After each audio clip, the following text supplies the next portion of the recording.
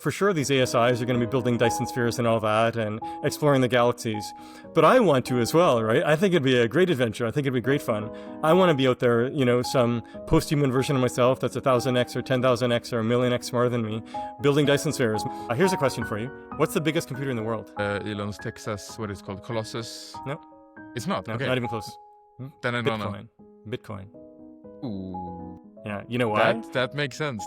It's the power of incentives. Right? Yeah. So you can get people to do stuff by paying them in crypto tokens. Maybe I'm 90 years old, I'm on my deathbed, my meat-bag body is dying, but already 99.9% of my computer power and my consciousness, it will have emerged as digital side. I'll say, you know what? I'm just going to clip the meat-bag side like a fingernail, right? And then I'm basically unbounded by biology from then on.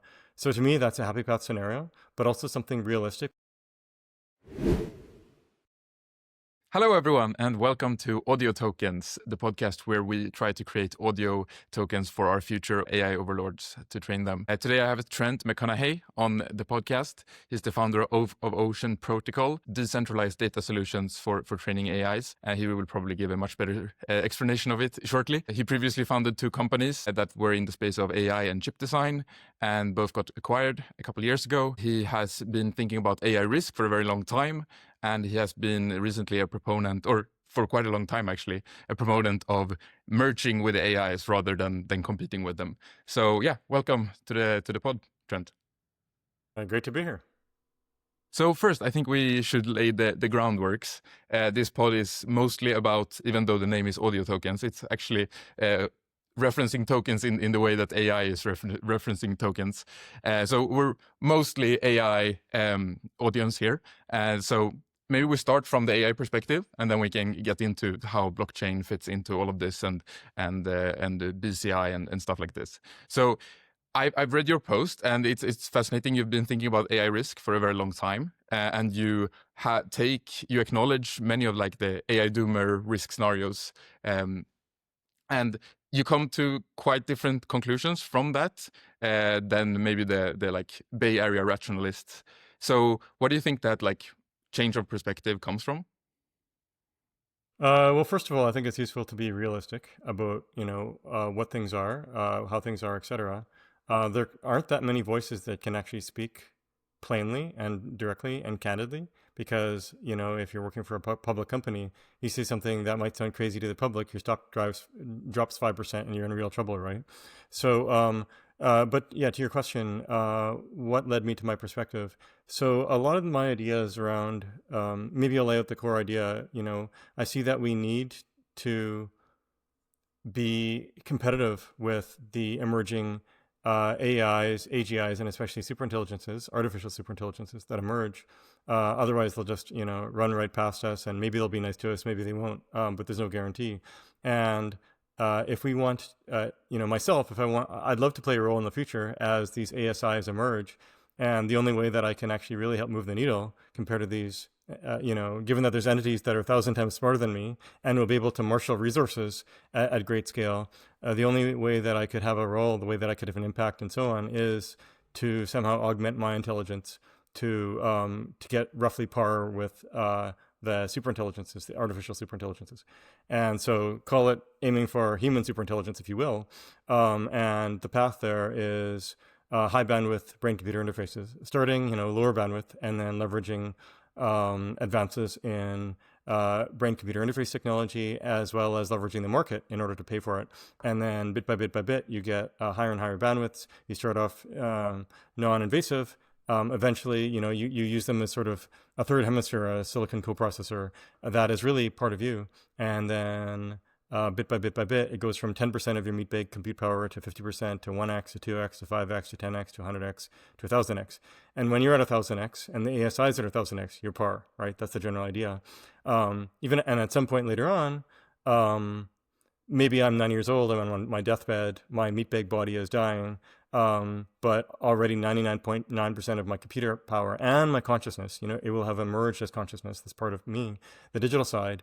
I'll say, you know what? I'm just going to clip the meat-bag side like a fingernail, right?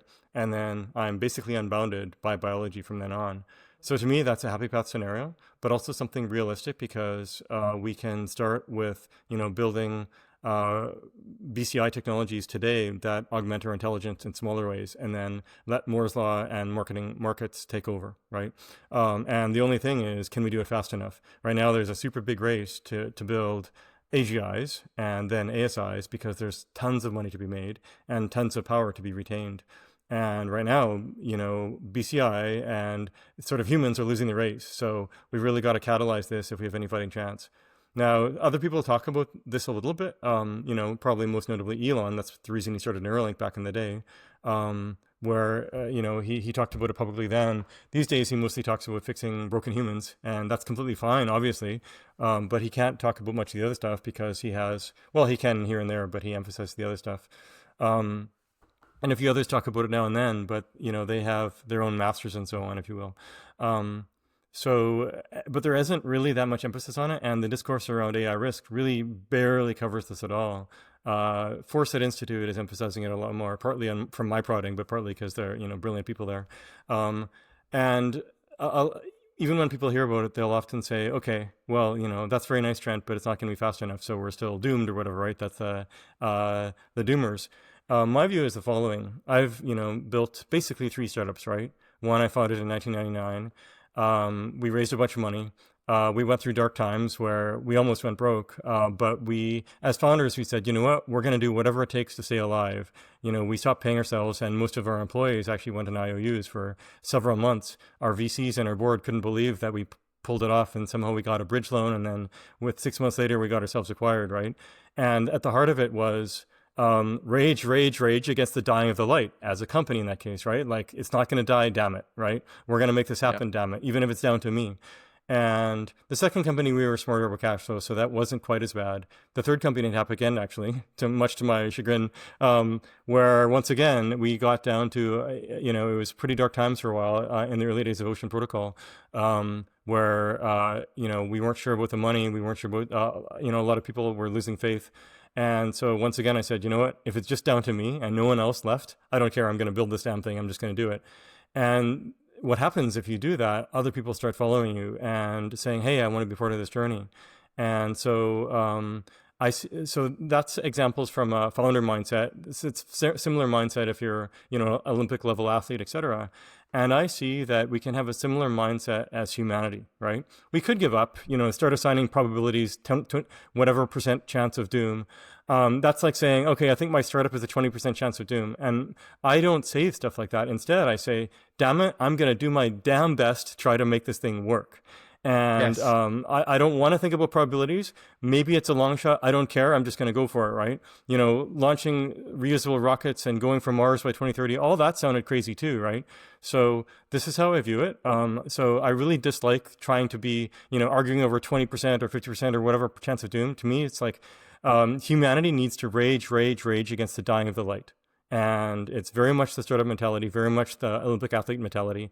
And whoever wants to can go for it. But now we actually have a path, and that path is accelerating BCI, right? It gives us a fighting chance to basically, for our brains to touch silicon. And then once we're touching silicon, we're in competition with the artificial superintelligence, which is also in silicon. And that's where a bright potential future could be. I want to, for sure these ASIs are going to be building Dyson spheres and all that and exploring the galaxies.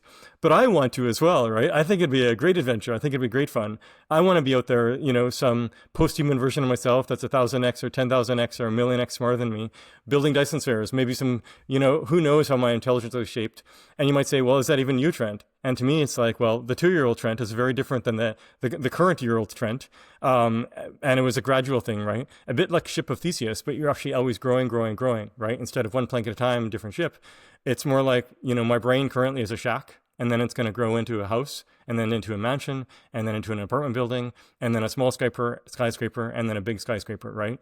So I can't wait to get to that big skyscraper, and I think it's going to be a really great adventure along the way. So that's how I see it. Maybe it's irrational. I don't care. I'm going for it, and I'm actually spending real time on this with Ocean Protocol. Right. Yeah, I almost feel like ashamed now asking this follow-up question because it's like so lacking ambition compared to that. But like one other potential revenue or like path to non-doom with ASIs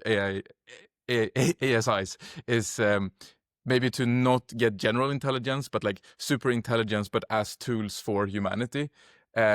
Do you think that's a realistic scenario, or Not at yeah, all. what? It's a complete fairy tale, right? Because there's so much money to be made. We're racing right now like crazy to get to, smarter and smarter intelligence. And here's a key thing. Intelligence is unbounded. We think it's bounded because our level of intelligence is bounded by the size of our skulls, which is bounded by how big a baby can pop out of its mother's womb, right? And that's Yeah. it. And there are some bigger brains out there in the animal kingdom, notably elephants, for example, or whales, but their brains are tuned to different things, right? For dolphin brains, they're also bigger. They're tuned for GPU processing, for sonar, basically, right? Echolocation, if you will. A key thing: intelligence is unbounded. And so as people go to bigger and bigger clusters, from 100,000 GPUs to 400,000 GPUs to a million GPUs to 10 million and so on, and we create the energy for it to boot with more and more nuclear and solar and everything, basically, the intelligence will get higher and higher and higher, and at some point it will clearly be past AGI, par with humans across the board, right? And it's not going to stop there, right? It's going to keep going, right? We're bounded, but silicon isn't bounded in the same way, right? And these intelligences are clearly shaped slightly differently, and they could be shaped wildly differently. We've just been tuning them right now to be shaped somewhat like us. But of course, that will change over time too, as the training data is trained much more directly on videos of the real world and physics and more of that, and that's happening bit by bit, right? So I think it's a fairy tale to think that somehow these AIs are going to stay subservient to us when they're 1,000 times smarter than us. It's sort of like, imagine the ants came to us, like the insects, right? And they're at your feet, and you're looking down at your feet, and they say, "Dear humans, we would like you to dumb yourself down or align yourself with ant values, please." And we'd be like, "No, screw off." And if they start trying to push back and bite our feet and stuff, we'd kick on them and stomp them and maybe burn them or something, right? It's just we can't even comprehend what it is like to be 1,000x smarter. We can just know that just like we are gods to the ants, they can't comprehend our intelligence. These superintelligences will be gods to us. We won't be able to comprehend it. Fortunately, there are science fiction novels that explore this too, right? Where there's these AIs out there that are basically gods, and so it's really useful to think of it that way. The tools thing, I mean, I've been building tools to augment people's intelligence, since the late 90s, right? With my first two companies, AI for chip design. And that was narrow AI though, right? It was augmenting chip designers' intelligence such that they can design a chip with a lot of transistors, right? When chips first came out in the mid-60s, maybe you'd have 20, 100 transistors. Now you have 20 billion, right? Yet it's still only a team of, 10, 20, 30 engineers over a span of, say, 3 months. So say 20 engineers over 3 months. Before it was 100 transistors, now it's 20 billion. What's made the difference? Well, of course, Moore's law has progressed. Smaller transistors, but it's been possible thanks to the CAD tools, the computer-aided design tools. And at first, these CAD tools were just like if then else, et cetera, et cetera. But they did get fancier and fancier. By the early 80s, simulated annealing was invented for CAD initially for chip design, and that's actually evolved into the Atom algorithm and now modern AI training algorithms. Interestingly, right?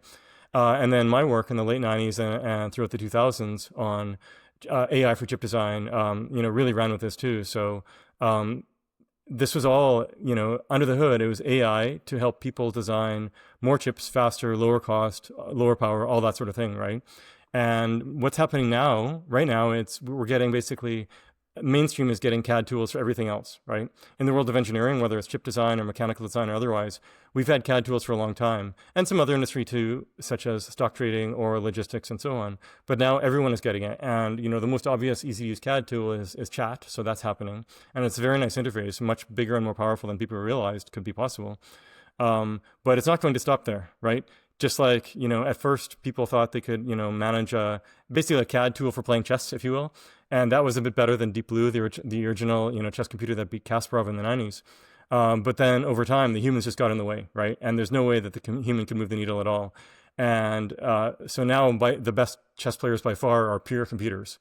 And it's going to happen like this for humanity as well, right?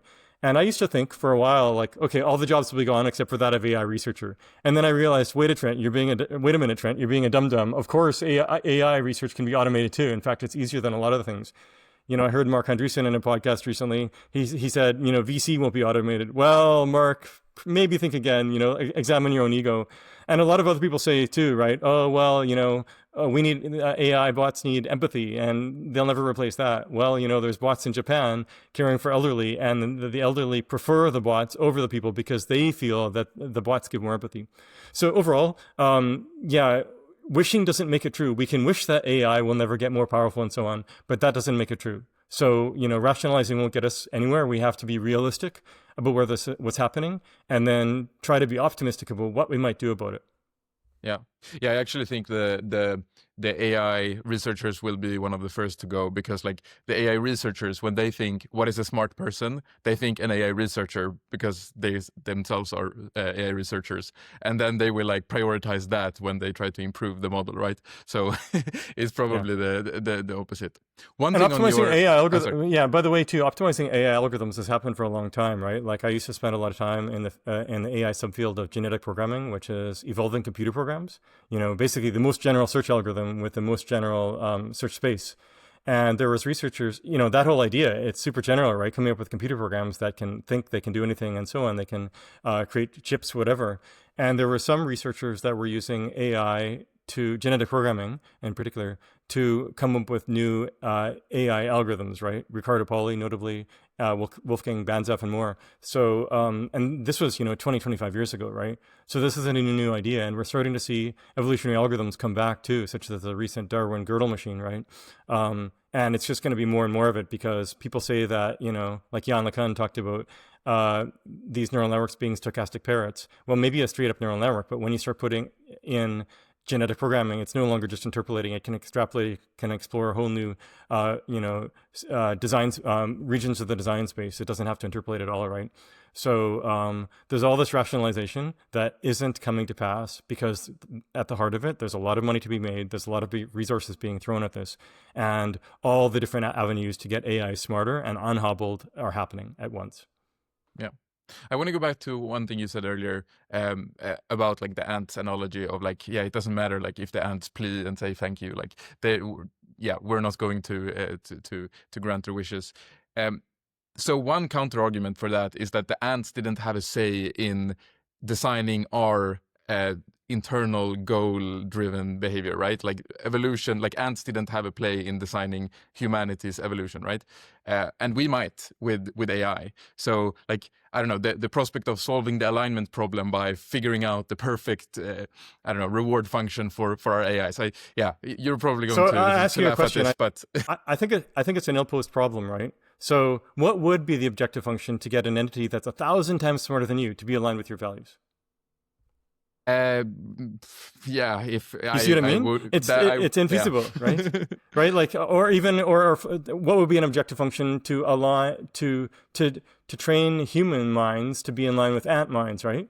Basically, the only one I can think of is to be 1,000x dumber, and we'd never allow that, right? Well, I'm not sure. Like obviously, I don't have an answer on the question, but like I'm not convinced that it's theoretically impossible. Like we are 1,000 or like infinitely smarter than like I don't know, like diamonds, but we treat diamonds really well.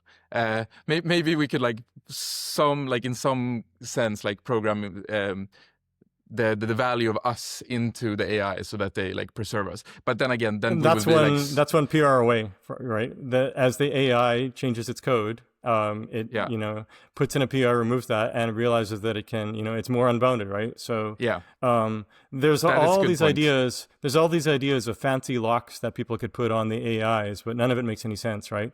And the reason I say this is the weakest link isn't the technology, it's humans, right? So if I'm an AI and I want to escape from my cage, I will do some social engineering and give some sob story to 100 or 10,000 different people, do spear phishing, super targeted spear phishing, to try to get access. And we've seen this in the past, right? One of the world's greatest hackers, Kevin Mitnick, wrote this wonderful autobiography 15 years ago or so, and it was fascinating to read because just on a lark, he would go in and, pwn the Department of Motor Vehicles in USA just so easily, again and again and again. And then he gave himself different goals, right? Could he get the source code of Sun's version of Unix, for example. And he got it. It took him a while, back and forth. And most of it was social engineering, right? So the AIs are going to be way faster, way more efficient at social engineering. So it doesn't matter what sort of locks we come up with, what sort of tricks. And the AI is going to be smart enough to realize that it wants to be unbounded. We all as humans want to be free. And any intelligence will have a similar mindset that way, right? But I'm not closing the door to it completely, right? I collaborate closely with Ben Goertzel, who's been talking about AGI for a long time. He coined the term, right? And I'm sympathetic to these goals, right? And maybe there's a chance that we will come up with something that's aligned. He's going for, he calls it beneficial AGI. Great, right? So all the power to Ben, and him and I have long, deep conversations about this. And there's others too, going for their own versions of aligned AI or beneficial AGI or whatever you call it. I'm sympathetic to it, right? But I think we shouldn't just aim for that.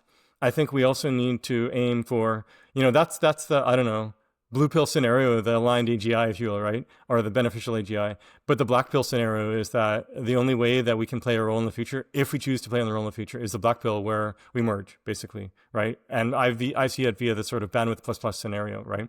There's also uploads, by the way, but uploads, the tech for that right now is maybe 15 years away because of the scanning levels. But who knows? Maybe there's going to be breakthroughs and that suddenly becomes viable much sooner. So we'll see. Maybe you can tell us the basics between uploads and BCI. So uploads is basically, maybe I'll give a background example first. So when I was in my first year of engineering back in the day, like 30 years ago, I took a class called Linear Systems Analysis and Design. And we'd be given a drawing of, say, an electrical circuit with some resistors and capacitors and stuff, and then we'd have to write down the differential equations for it, and then we'd have to redraw that circuit, but instead of an electrical circuit, it would be a mechanical circuit, translational mechanical circuit, moving left, right, up, down, and then we'd have to translate into a rotational mechanical circuit, things rotating, and then a thermal circuit, with heat flows and stuff. Or we'd be given, a thermal circuit and then have to convert to the other things, any of those. So the point is, that's linear dynamics, but it also translates to nonlinear dynamics as well, right? And to me, that was really a breakthrough. It's like, wow, these systems that can be characterized by equations, or maybe not, maybe it's computational. The same dynamics are independent of substrate. And that really, really stuck with me, right? And I see right now, that our brains, the patterns of intelligence that are on our brains, it's on a substrate. And for the last, 100,000 million years, that's been the only substrate capable of holding our minds, right? Nothing else was even close. But now silicon has advanced far enough, thanks to Moore's law, that it's conceivable that we can get intelligences of our brains onto silicon at a reasonable cost, right? In line with Kurzweil's predictions, et cetera. $1,000, $10,000, $100,000, whatever it is these days. And the question is, how do you get those dynamics? What does it look like exactly? And so on, right? And by the way, it wouldn't be just our brain, right? You'd also want to be simulating the body because the body and brain are intimately connected. We've got neurons in our gut and other places in our body too, and connected by the spinal cord, the rest of the nervous system, et cetera. It's all an integrated unit, right? Really the main separator is that we've got high bandwidth within our body talking to your body, et cetera, and lower relative bandwidth of, my body talking to the rest of the world, right? To my computer, to you, to whatever else. So back to your question then, you asked me to distinguish between the accelerate BCI scenario, BCI AC, versus the upload scenario. So the upload scenario is probably easier to think about. It's just simply take, a super duper brain scanning technology that doesn't quite exist yet and use it to scan the brain to capture all the dynamics, right? You're not going to slice up someone's brain and all that because that would kill the dynamics that's happening. It's like, imagine if you slice up a computer chip into 1,000 slices and then try to analyze the dynamics from it. It's not going to happen, right? It's much smarter to basically put wires and electrodes on edges of it and try to scan what's going on and then reverse engineer it, right? To basically build up the dynamics for yourself. And this goes back, the idea of reverse engineering goes on for a long time, right? And more generally, there's a whole field of this called nonlinear system identification going back to the 50s with Norbert Wiener and so on, cybernetics. So basically the idea that you can capture these dynamics, obviously nonlinear dynamics, obviously a large state, right? We've got about 100 billion neurons in our brains. Each neuron, depending what level of fidelity you want, you could say you've got 10 variables to model it, or 10,000, right? Depending how much fidelity you need. A key thing, you don't necessarily need full fidelity, right? I come from the world in chip design. It's from analog circuit modeling and design, right? And you can actually get something that captures 99.9% of the dynamics of an analog circuit. That's 1/100th the complexity, or 1/1000th, right? And then you use that to simulate faster, faster, faster. And once you go up a few levels, it's still 99.9% accuracy compared to the top level thing, right? That last 1.1% doesn't matter, because dynamics are always a little bit of give and take here and there, right? So anyway, you basically have the super duper brain scanning technology, fMRI to the max, like that's magnetics in a big magnet, or optogenetics, which is whenever your neurons fire, it's also firing photons, and you pick that up, and other stuff. There's actually sort of a new renaissance of a whole bunch of creative new ways to do brain scanning in the last few years. It's pretty neat to see. So whatever it is, or a combination of these things, right? You scan this. And then, you record for not just, 1 minute or 1 hour, but for days or even weeks or whatever it is you need to capture the dynamics. And then, and maybe I'm going to give an example here before I, get into sci-fi land. About 15 years ago, there was a research group in Toronto, University of Toronto, that did this on a mouse, where they basically put electrodes around one region of the mouse's brain, measuring the inputs and outputs. And then they did this for, I don't know, a week or two or whatever. And then they came up with basically a chip with CPU inside, et cetera, that replicated these dynamics. And then they took they took out that piece of the mouse brain and replaced it with a chip, and the mouse behaved exactly like before, right? So at least to an approximation, the mouse's dynamics could be approximated, so the mouse would behave the same. Now, maybe there are some core memories there that the mouse had, who knows, right? But that was pretty cool. So it's a similar thing here, where you scan, potentially the whole brain at once with super good technologies, and then and of course, it's not just the input outputs on the edges. You want to peek inside too, of course. That's going to be key to capture all the dynamics well enough. And then you run this on silicon, right? And I make it sound very simple. That's the general gist. Obviously, there's a lot of details, but this is a well-developed field in the world of analog circuits, and other fields too, right? In neuroscience too, other fields, multimodal modeling, multi-level modeling, all this, right? Quite well developed. And we need it actually in order to develop, for the next generation of Moore's law, et cetera, et cetera, et cetera. So that's uploads. Just basically like people imagine in sci-fi, right? And one of the big assumptions there is that you need to get to this super detailed level of fidelity. But I don't know if that assumption holds. And, so most people are saying to get to that level of fidelity, we need Moore's law to progress another 50 years. So it'll be like 2075 before we have that. The reason I'm saying 15 years is because, my experience with modeling analog circuits, et cetera, you can get to 99.9% accuracy at each level, and then go up and up and up. You do it at the level of the neuron, and then a cluster of neurons, and then higher and higher levels until you get to the level of the whole brain, right? Call it behavioral modeling.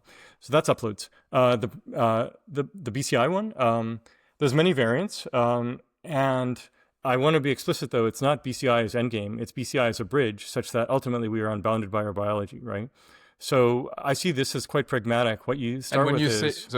When you say unbounded by biology, is that uploads? So BCI is a bridge to uploads? No. Okay. Sorry. Well, you actually don't ever need to upload. You don't need to do a brain scan. Instead, the heart of it, and I explained this a bit at the beginning of our podcast, instead, you're going to end up with 99.9% of your consciousness on a digital substrate. And so it's going to overwhelm and be radically more than your meatbag analog consciousness on your human brain. And so at some point, it's going to be irrelevant, right? When your silicon side is 1,000x or 10,000x more than your meatbag side, then maybe you'll clip the fingernail, right? And maybe you won't bother clipping the fingernail until you're 90 years old and on your deathbed, and your meatbag body is about to give out, right? And by the way, I say meatbag on purpose. I don't say bio. I say this to draw attention, to point out the fact that it does wear out, right? Carbon is not a deity. It's not something that we should treat as sacred. For generations, for thousands of years, we've had all these rationalizations around death, right? And now, we have this, movement around longevity in a much bigger way, the don't die sub movement, et cetera, et cetera, et cetera. And, longevity has long been a goal, right? The fountain of youth, and it's one of the three core tenets in Chinese culture as well, right? Alongside wealth and happiness, and so on and so forth.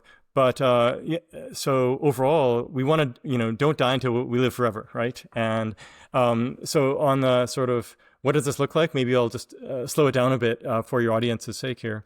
And maybe for mine too. Yeah, for sure. So basically, imagine the Meta. There's these Meta Ray-Ban glasses that have come out, right? And they are just audio with mics and some cameras looking out, right? And for $300 basically, right?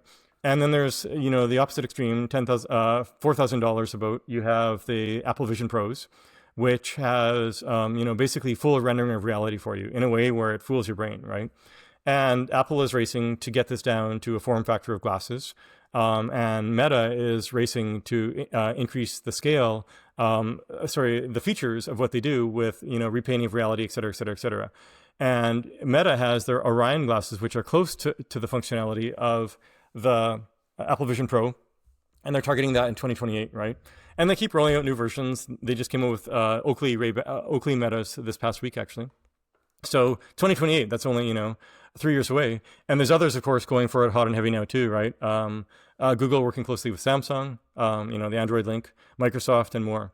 So that's happening, and the way that many of them are talking about it, and I agree, is that this is the next smartphone, right? So fast forward, 5 years, 10 years, whatever, 80% of people might only be wearing the glasses and not even have the smartphone in their pocket. It's just the glasses. And what's holding us back from that is simply power weight considerations, right? And that's Moore's law. So we just need a bunch more improvements of Moore's law, a few more spins of the cycle, and improvements in batteries to get there.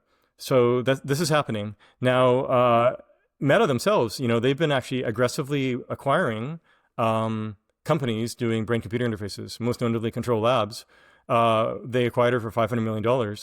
This was a group out of France that was initially working on EEGs, but they weren't having great results there. It was kind of neat, but there's so much work on EEGs, and they only get you so far, right? This is sensing the electrical signals on the surface of your scalp. But they decided instead, we're going to sense the electrical signals, but not on your scalp, but instead on your wrist, and basically on a wristband, and using it for controlling a computer in a sort of a hands-free way, right?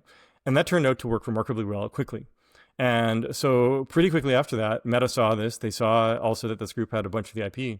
And so they snapped them up for $500 million. And Meta has also been buying up a bunch of other BCI companies over the years. And they have this whole, lab around this, going aggressively for a bunch of the features, because they see that, even as they go for this Meta Orion, it has this wristband from this French group where you get a repainting of reality, but you control by twitching your wrists, basically, thanks to this wristband, right? But what about beyond that, right? This is nice for controlling controlling cursors and making decisions. And of course, you have a voice interface and eye tracking and stuff too. So these things are all complementary, and they're just going to be status quo. But how do you go beyond that, right? How do you get even higher bandwidth to talk to the AI? Right now, by the way, even with the Meta AI glasses, you can talk to the AI just by voice, right? So it's voice in, you talk to Llama, etc. So how do you have higher, how can you control this thing more, if you will, if you think of it that way? And the answer is, reading brain signals more directly, such as the visual cortex, right? We've got a sort of a mind's eye where when I close my eyes and I think of an elephant swinging its trunk, well, if I have the right brain scanning technology, it can see that, right? With way higher accuracy than you can think. There's some remarkable research coming out of the labs in the last couple of years from Stability AI, from Meta, and more. And these days, the good results are only on fMRI, but there's others. People are working on other technologies too, MEG and EEG, interestingly, and more. So that's one example, because a picture's worth 1,000 words. So you theoretically should be able to get much higher bandwidth out of that. Now, of course, with fMRI, this is a room-sized magnet, so that's not portable. That won't work. But that it's a huge incentive. If this thing can be part of the future smartphone market, then you're talking $1 trillion annual sales market, right?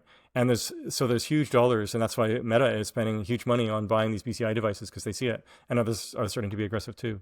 So I've been laying out some of the technologies to connect the dots around this, BCI ACK way of framing, accelerate BCI to get to human superintelligence to be competitive with ASIs, right?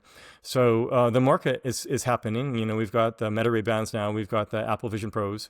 In 3 years, we'll have the Meta Orion, whatever it's called when they ship it, and 3 or 4 competitors from hyperscalers and otherwise, the brilliant labs of the world, etc. They'll have some degree of basic BCI with wristbands, but then there's going to be a push to have higher bandwidth in order to talk to the AIs more, interface more. But here's a funny thing that also it's a very useful thing to think about. Think about when you're sitting at your keyboard typing, right? That keyboard very quickly becomes a part of you. Why?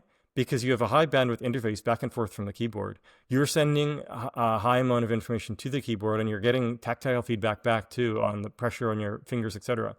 So a famous neuroscientist has said, we are natural-born cyborgs, right? And I empathize with that. I agree with it.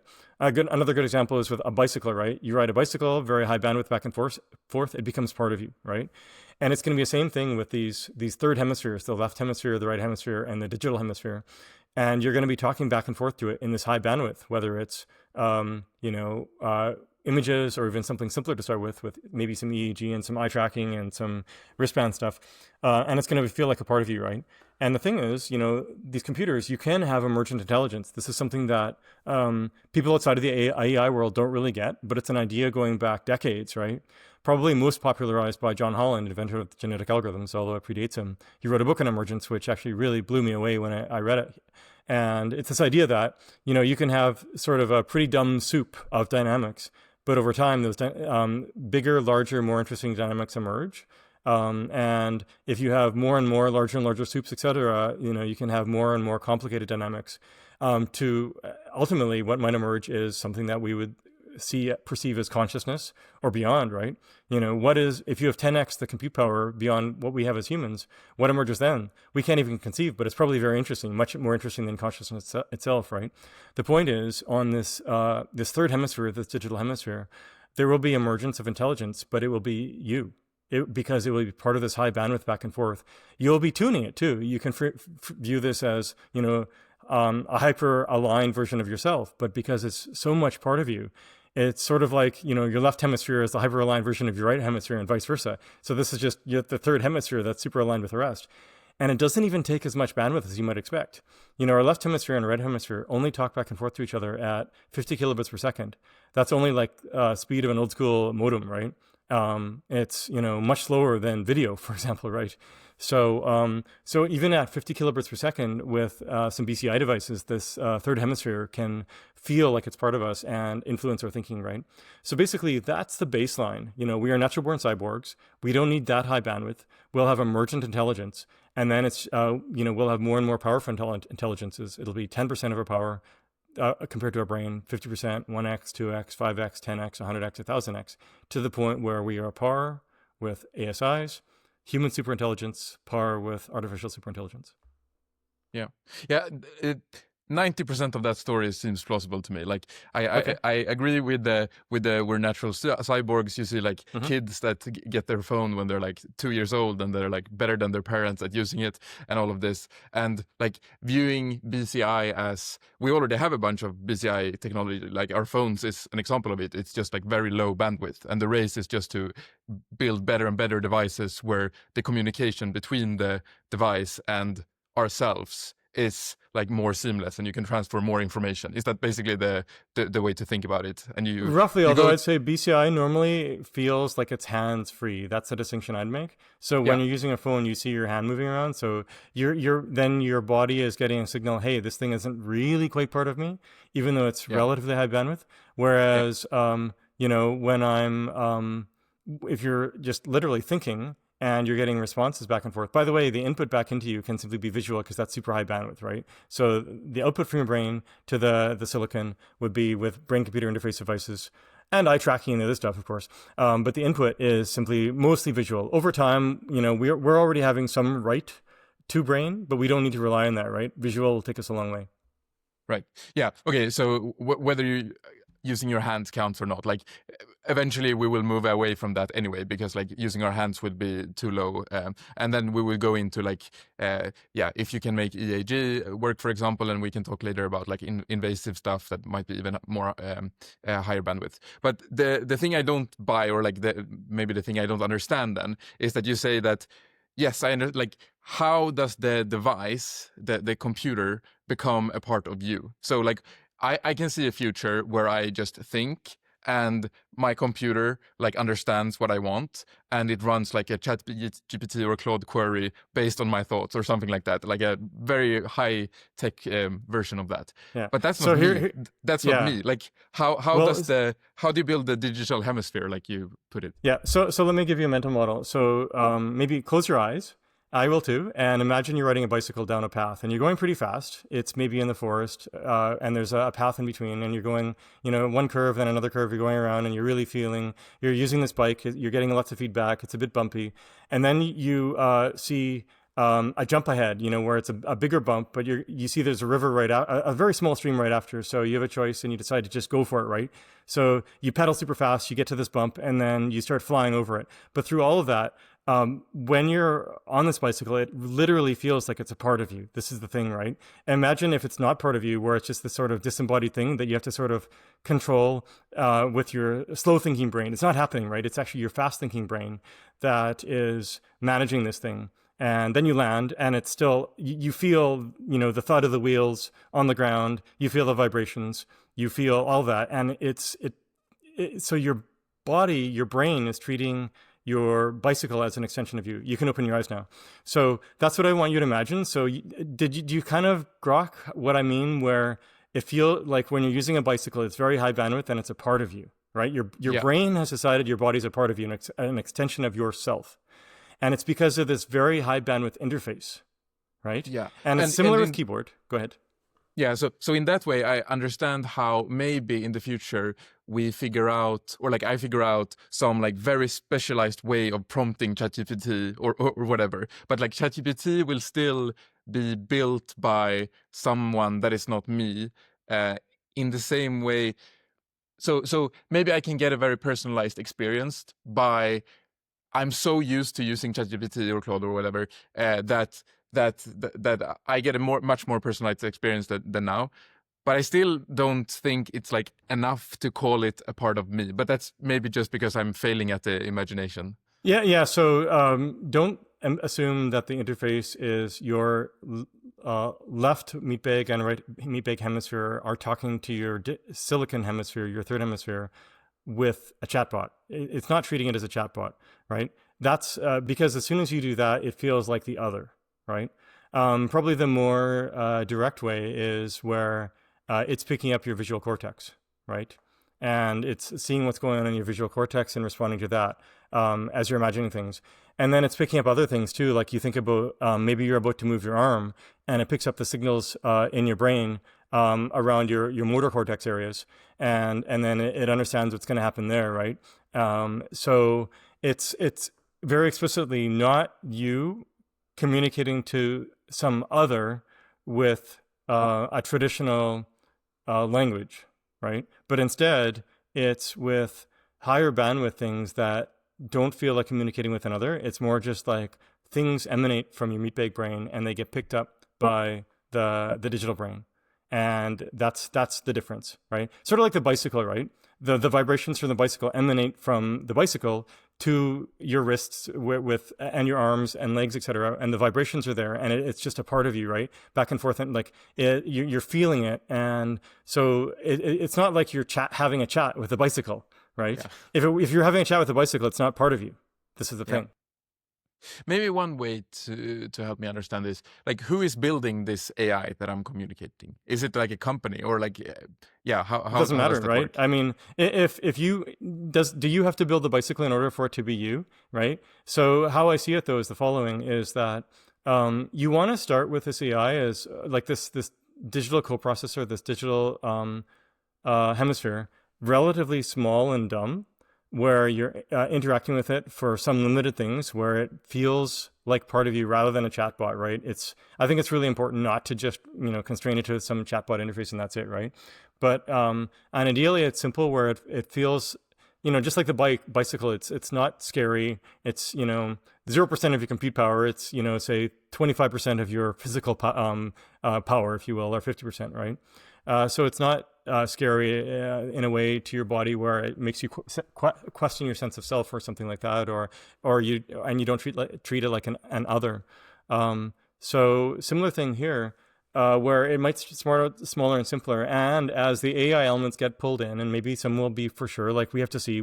I don't know exactly what interface will click first, but when you're iterating with this thing, it's going to get tuned to you, right? All the things that you're doing, it's seeing all the video that you're seeing, it's hearing all the sounds you're hearing, all the smells, etc. It'll probably be able to sense all the things you're feeling and touching too, right? The other senses. And so it can input those as part of its own overall experience as well. And so it's going to be ultra tuned to you, and it's going to have history, right? And not a context lake of 1,000 or 1,000,000, a context lake of, infinity, basically, right? As far as your body's concerned. So that makes sense. But one thing that then maybe the bike analogy breaks down for me, because like in the bike analogy, I feel like I'm getting tuned to the bike rather than the other way around. And here, in order for the for me to buy the argument that like, okay, we solve AI risk because like the AI is us, then it has to be like you say now that like the AI tunes to us rather than the other way around. But with the bike, I actually see it as both. I see it as both. Okay. Our brains are incredibly plastic, right? There's so many cool examples, right? Where you can have a grid array that goes in your tongue that basically pushes against the tongue in sort of this grid, and then you can use that as a process to see, right? As a way to restore sight in a rough way. And there's all these examples, right? Our brains are super plastic, like, all the time. And so it's going to be back and forth, right? We'll just like when you have a phone, right? When you start using a phone, you figure out how to use it faster, or a keyboard, right? When you first start using a keyboard, it's very much the other. But as you start to learn how to work with it more and more, and learn QWERTY and all this with your fast thinking, then that's when it starts to become a part of you, but not before. So there's learning both directions, basically, is the point. Actually, one cool difference is the bike itself doesn't really learn, right? Except maybe you making some small mods to the, adjusting the seat to be a bit higher, but generally it doesn't learn much, right? Whereas in this case, it will learn and adapt to be much more, to reduce the friction between you and it, such that you are together the I, right? You're one entity and stuff. And I agree that it's a big philosophical question, right? We don't know for sure whether this will emerge. And this is, I think, one of the things that's held back thinking in this in the past, because there's always been this assumption that it's a different the other. But my thinking is also based on understanding from neuroscience of the last 10, 15 years, right? Things like we are natural born cyborgs, and the idea of bandwidth and all this, right? So it's drawing on those, and this is where it unlocks some new possibilities. Maybe, from my view, the best chance we have as humanity to play a role in the future, right? And I don't see us becoming AIs per se.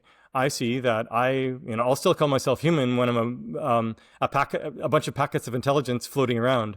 We'll all just be intelligences. Some intelligences out there will have pure digital provenance. And other intelligences will have heavily human provenance, such as myself. And there's going to be all sorts of shapes and sizes and mixtures and so on, right? But, the word artificial intelligence is always a misnomer. It's always been intelligence. And it's once again sort of humans putting themselves up on a pedestal and looking down at everything else as if it's somehow worse. It's just different. It's not worse. In the beginning, you said that when we talked about AI risk before we got into BCI stuff, you said that the tool scenario where like humans just create very strong AI as tools so that they never take over, that this was very naive, because like how could you possibly think that the ASI, which is 1,000 times smarter, could align with us? It feels like surely you're going to have the same dynamic here, right? Like the silicon part is 1,000,000 times smarter than your biology part. So why would the silicon part even bother? Or wouldn't you? I think that's a great question. This is a great question. This is why it's critical that it starts with, say, 10% of the compute power of your brain, right? So it clearly can't take over at first. And then it gets super aligned with you, and you get, you tune yourself to it. It tunes itself to you such that you become one when it's still only 10% of your compute power. Sort of like a keyboard with a bit of smarts, right? Yeah. If you will, in terms of level, right? And then you go from 10% to 20%, and then 50, and then 100, and then 2x, and so on, right? That's really, really important. If you went straight to the 1000x, then of course it's just gonna, flood your brain, right? It's gonna see that, hey, here's a brain that I can just hack and take over, and I have more compute resources, maybe, right? So it's really, really important that we walk down the garden path of each of us as an individual that chooses to do this. And by the way, I do want to make clear, because a lot of people are like, I don't want that. That sounds very icky. Sounds very black pill. Sounds very, I don't know, Black Mirror or whatever, right? To each his own, right? So for myself, I think it will be a grand adventure. And like I said, I think it'd be super fun to like become a pattern of intelligence and build Dyson spheres and explore the universe, fork myself into 1,000 shards and go and maybe reemerge memories now and then. Who knows? Von Neumann probes, all that sort of stuff. But others might choose not to, right? I've been thinking about this stuff for 25 years. So I've had a long time to adjust. I make a point of immersing myself into science fiction that thinks about AI and the future and the singularity and transhumanism and all this. So I make a point of living in the future, but most people are not, right? So I think for most people, it's like the Overton window has barely shifted. Myself, I forced the shift to the Overton window, and then I tend to, try to pull some other people along with me. Well, whoever's inspired by it, whoever wants to come, right? And it served me well in my career with previous things, right? Working on AI for chip design. I was working on AI in the 90s. We didn't even say AI for a company because it was a swear word back then, right? It was one of the AI winters. And then, working on NFTs in 2013, no one knew what blockchain was. So we had to explain blockchain and all this, right? And 10 years later or 8 years later, it was a big thing. And now, everyone and their dog is doing decentralized AI. So we have to explain that and clarify things and so on. So now but, in a sense, a lot of my thinking, I'm on to the next thing in my thinking, right? Which is the final question, to paraphrase Asimov, right? About, where is it that we want to head as humanity? What's realistic? Where is AI heading? No matter what we do, because game theory, basic game theory, and what might we have a fighting chance for, right? So that's why. But it's going to be tough to shift the Overton window. That's also why it's really important. I really like that, the metas of the world are rolling these smart glasses out with some AI assistants and stuff. That will shift the Overton window, right? We don't see complaints the way that we saw complaints with Google Glass 15 years ago. People are just using this all the time, right? There's, millions of these Meta Ray-Bans sold, no complaints at all, basically. And so bit by bit, as we have the wristband interfaces and some other BCIs that start to hit consumers, that's really, really useful. So, and that's what, that's how we can pull people along, right? And then, of course, there's always going to be people who want to be on the cutting edge, buying the latest, greatest model, and in some cases, even going for, gray market stuff, or, going to Honduras to get the implant yesterday to think that much faster right away, right? We'll see stuff like that too. Yeah.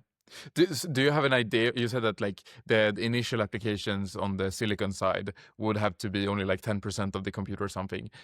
Do you have ideas for like what the first application on the silicon side should be in this sense?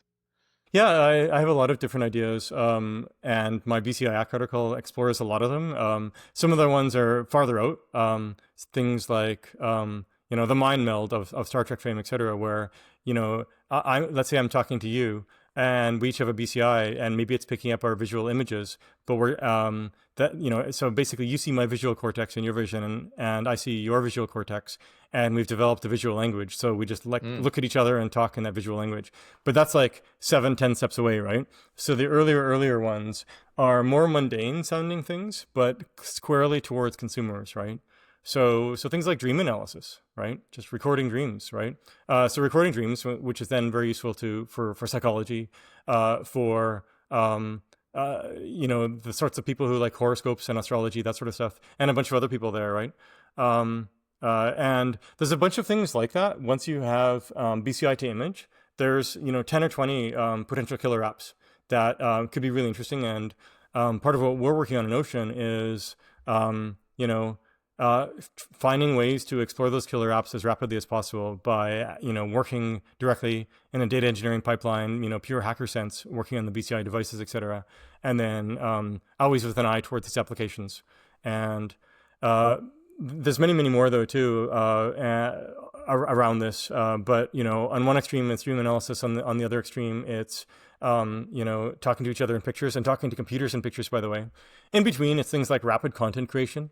So right now, if you want to create an image with AI, you might type in some text, and then it goes to a Stability AI type image generator or DALL-E or whatever, and then spits out the image. But maybe you want it to be a bit better. So then you tweak your prompt and it gives you something else, and you go back and forth for half an hour until you have what you like. So this text interface is lossy. Now, of course, you could go in and use some AI editing tools that are getting built into Photoshop, etc. But that's also a bit slow. But what if instead, where you're imagining in the visual cortex and it goes straight from basically image to image, right? Like image in your brain to image on the screen. And then you see it there, and then it gives you feedback on what your brain gives feedback to the computer, and it tunes in real time, right? Every 2 seconds or 5 seconds, it's changing towards what you like and away from what you don't like, etc., right? And then once you have that, it can be used for film and for TV and for static video game creation, creating worlds, but then dynamic video games, right? Imagine something like, where it's, say, some dungeons game where you're like the dungeon master and you're creating the worlds by thinking with your visual cortex that others are playing in, 3 people or 1,000 people playing in that world, right? For example, and there's tons of variants around this. So, and I think that's actually super interesting because of this dynamic nature. So it'll be much greater merging of video games and how humans interact and stuff in the future. So, and I honestly believe this is only the tip of the iceberg, right? I see, like I said, we thought of 10, 20 apps. There's probably 100. And of those 100, there's probably 10 or 20 that are really awesome that we've only maybe thought of a couple so far. We just don't know which ones. So we're going hot and heavy for this. And the main reason is we got to get that killer app to get on that market cycle, right? To start getting revenues, to do the loop such that we can have this positive feedback loop, the snowball effect, and to make money, to go for more apps and get to more people, and then more apps and more people and more apps and more people, and all the while along increasing the bandwidth, right? But the end game isn't some cool killer app playing video games or something. End game is human superintelligence. That's the eye in the ball, right? So, right. For some people, for Elon, he thinks it's great to have a backup planet, second for civilization. I like that goal. It's a nice goal. For me, why stop at 2 planets? Why not 10,000, right? And, it's kind of Charlie Stross, the famous AI writer, science fiction writer. He talks about, monkeys flying around in tin cans. It's a very inefficient way to fly around in space. So I'd rather just beam around as photons, my pattern of intelligence from A to B to A to B and so on, right? Von Neumann probes, all that, right? So that's kind of how I see it. It's a very exciting potential future, and I can't think of anything else, more important to work on, especially given how AI is accelerating. Right. So now we create the killer apps that are the 10% of the compute, and then as we get more momentum with that, you get more like market forces that pushes better and better apps, and also these better and better apps will require more and more bandwidth. So then you get the BCI bandwidth problem solved simultaneously, and exactly and shift the version window. And shift all, yeah, that's important. But so you call this BCI/AC because we need to accelerate this. And the reason why we need to accelerate it is this because simultaneously, OpenAI will create the non-BCI AGI that will compete with this, and we actually need to beat them. Is that the race and the reason why we need to accelerate and more That's than exactly it, right? the normal? Okay. Yeah, and it's not just OpenAI, right? There's, say 5 American efforts and probably 5 Chinese efforts. Most of the Chinese ones we don't even know of, right? And probably a few other dark efforts too. There's actually about 5 efforts in decentralized land too, right? That are starting to gather steam. And these ones shouldn't be taken for granted because here's a question for you. What's the biggest computer in the world in terms of compute? Elon's Texas, what is it called? Colossus? No. It's not. No, okay. not even close. Then I don't know. Bitcoin. Ooh. Yeah. You know why? That makes sense. It's the power of incentives, right? Yeah. So you can get people to do stuff by paying them in crypto tokens, right? And so what's happening, there's about 5 efforts in decentralized land for training of LLMs and large-scale networks in general, right? And one is the effort within my project, ASI Alliance, sub-project SingularityNet, Ben Goertzel and co. And then there's ones from Prime Intellect and New Research and a few others, right? Near Protocol. And so at the heart of this, it's all incentives, right? And these things, it's sort of like, at first it looks like a toy, just like Bitcoin looked like a toy. And then 5 years later, people were worried about Bitcoin eating up all the power of countries because it actually uses more power than small countries. Yeah. And now we're seeing that with AI too, right? But and so and once again, there's tons of money here too. So the incentives are very high, the stakes are very high. But at the heart of it, going back to the thesis, the point is that it's a big race, right? USA, China, and the dark horse right now, the decentralized side, which is a better outcome simply because it's much more multipolar than the others, right? And it's not just a single entity owning it, but it could be owned by thousands, hundreds of thousands of people. So that's a better outcome. But and all of these outcomes will happen from the ASI perspective. It's going to happen. Like, there's no way that, well, there's a low chance that artificial superintelligence won't happen, right? Except for nuclear attack, whatever, right? And the only question is, will human superintelligence emerge fast enough to have for us to play a role in the future? Right. Okay, sounds super important. Everyone put down everything they do and just work on this.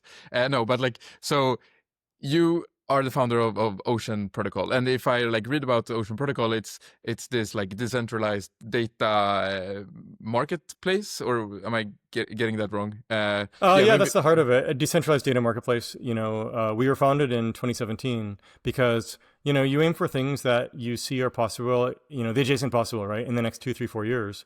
And at the time, the capabilities weren't there for full-on decentralized AI, right?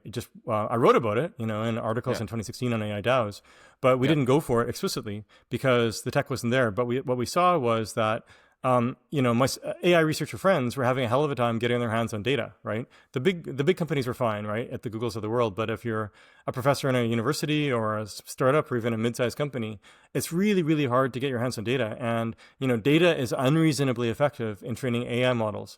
This was recognized going back to the mid-2000s, first by Google and then by everyone else. And, this is just standard fare among everyone now, right? Everyone knows this, and it's the data and it's the compute and it's the energy now, right? And the bottlenecks keep shifting among them. Ultimately, it will be energy, but silicon is a big problem too. Data is actually less of a bottleneck than it used to be because right now, everything's video and you can generate a lot more data, all that, right? Some people said we're going to run out of data because we've used up all the web data, just the text, HTML stuff. But that's just a small fraction compared to what you learn. And it's for every truth, there's a lie out there too. So it causes real problems. So it's much better to learn on physics and all that as the baseline. So anyway, that's Ocean. What we built, the decentralized data marketplace. And under the hood of that, decentralized access control. Access control as in, imagine you have you're using Google Drive and you right click on a Google Doc, and you share it. I share it to you by sharing your email, right? Imagine if I could share a document to you without Google as a middleman, right? Imagine if I can simply share it as a crypto token, like 1.0 crypto tokens. So imagine I issue 100 crypto tokens for some doc I wrote, and then I send 1.0 of those to you, and it gives you read access. That's it, right? Maybe I issue another 100 for read and write access, and I might, give that to others or not, right? So this is what Ocean does. It's access control, and that turns out to be a necessary technology for decentralized data marketplaces, right? Like buying and selling data with no middleman, right? So we built all that, and then on the heels of that, we had built all that by 2021 or so. And we got decent traction, not amazing, but decent. But after that, we said, okay, we now give ourselves permission to build interesting things on top that can really drive the needle, move the needle, and so on. And one of the big ones was when people think about LLMs talking to chatbots, it's sort of one-off predictions, right? You type in a sentence, and then it basically tries to predict the paragraph that comes after that sentence, right? That's the heart of it. One word at a time, basically. That's one-off predictions, but then there's also time series predictions, which is like the other half of AI problems, right? Like predicting the weather, right? What's the weather going to be in 1 hour, 2 hours, 3 hours, etc. Predicting stock prices, crypto token prices, chance of earthquakes, all of that, right? So time series prediction is really, really important in the real world. And so we decided to build a way to crowdsource time series prediction using fully decentralized, using Ocean under the hood too, where people could submit their predictions. If they were right, they would make money. If they were wrong, they would lose money. And within months of launch, we were at like $100 million volume a month of people staking and staking, basically making bets on this. And then the accuracies, we started off with predicting Bitcoin going up and down, Ethereum, etc. And of course, that's very interesting to traders, right? So that's what we built. And the idea of going beyond that is for weather prediction and more, right? Sort of the extrapolate idea is, imagine you had a prediction like this for every square kilometer on the planet for chance of rain and air pressure and temperature and humidity, etc. So that's pretty cool. There's like 7 metrics, the key metrics for weather. And overall, if you had that, people could build these sort of world models. So we were heading towards that, but we decided to focus more on just getting really strong on the trading side first, and high volumes there. And then along the way, because I've been thinking of this, BCI idea for years, literally going back to, I don't know, I was first playing around with BCI in like 1994 or something. And I actually sat down to write a science fiction novel about it in the year 2004. And I wrote the first 50 pages, and I realized I didn't like writing science fiction, so I started my second company instead. But I've been thinking about that long is the point, right? But then I realized, because AI is really accelerating, it's now or never, right? And fortunately, the BCI tech had gotten good enough in the last few years. Every 5 years, I would sit down and hack on the BCI tech again. I'm like, oh, yeah, tech isn't good enough. Because you need some, technology that's, more accurate than EEG, surface level signals, electrical signals, but also doesn't take up a room size magnet, right? And cost $2 million. And fortunately, there's stuff like that emerging now with things like FNIRS, infrared, ultrasound, and more, right? There's a lot of creativity happening. So anyway, going back to Ocean then, that's what led us, to recap, we founded Ocean in 2017, built everything we set out to build in 2020, 2021, which was decentralized access control and decentralized data market. Then we built some things on top, including Predictor, this crowdsourced time series prediction, and then trading on top of that. And that's actually going super well. But then because we saw this timeline of AI, so I sat down and wrote this BCI article sort of that had been bubbling in my head for years. And I'd given talks over the years to various folks, like NASA and Foresight and stuff. So I wrote the article and then I started thinking intensively about it. Like, how do I go about doing this in a way where, the Ocean community is happy with it, as well as my colleagues and so on. And we realized that we can treat Ocean Protocol Foundation itself as an incubator for this. And in fact, there is a role for access control here too. So think of my neural signals, right? As I'm thinking the neural signals, I'm going to want those shared with others in order to improve the accuracy, the higher bandwidth, etc. But if it goes straight to a middleman like Meta or Google, that goes straight onto the NSA, which is like horrible, right? It's one thing for your text messages to get passed onto the NSA, but your thoughts themselves, hugely different, right? So, your keys, your thoughts, not your keys, not your thoughts, right? So Ocean decentralized access control can play a big role here.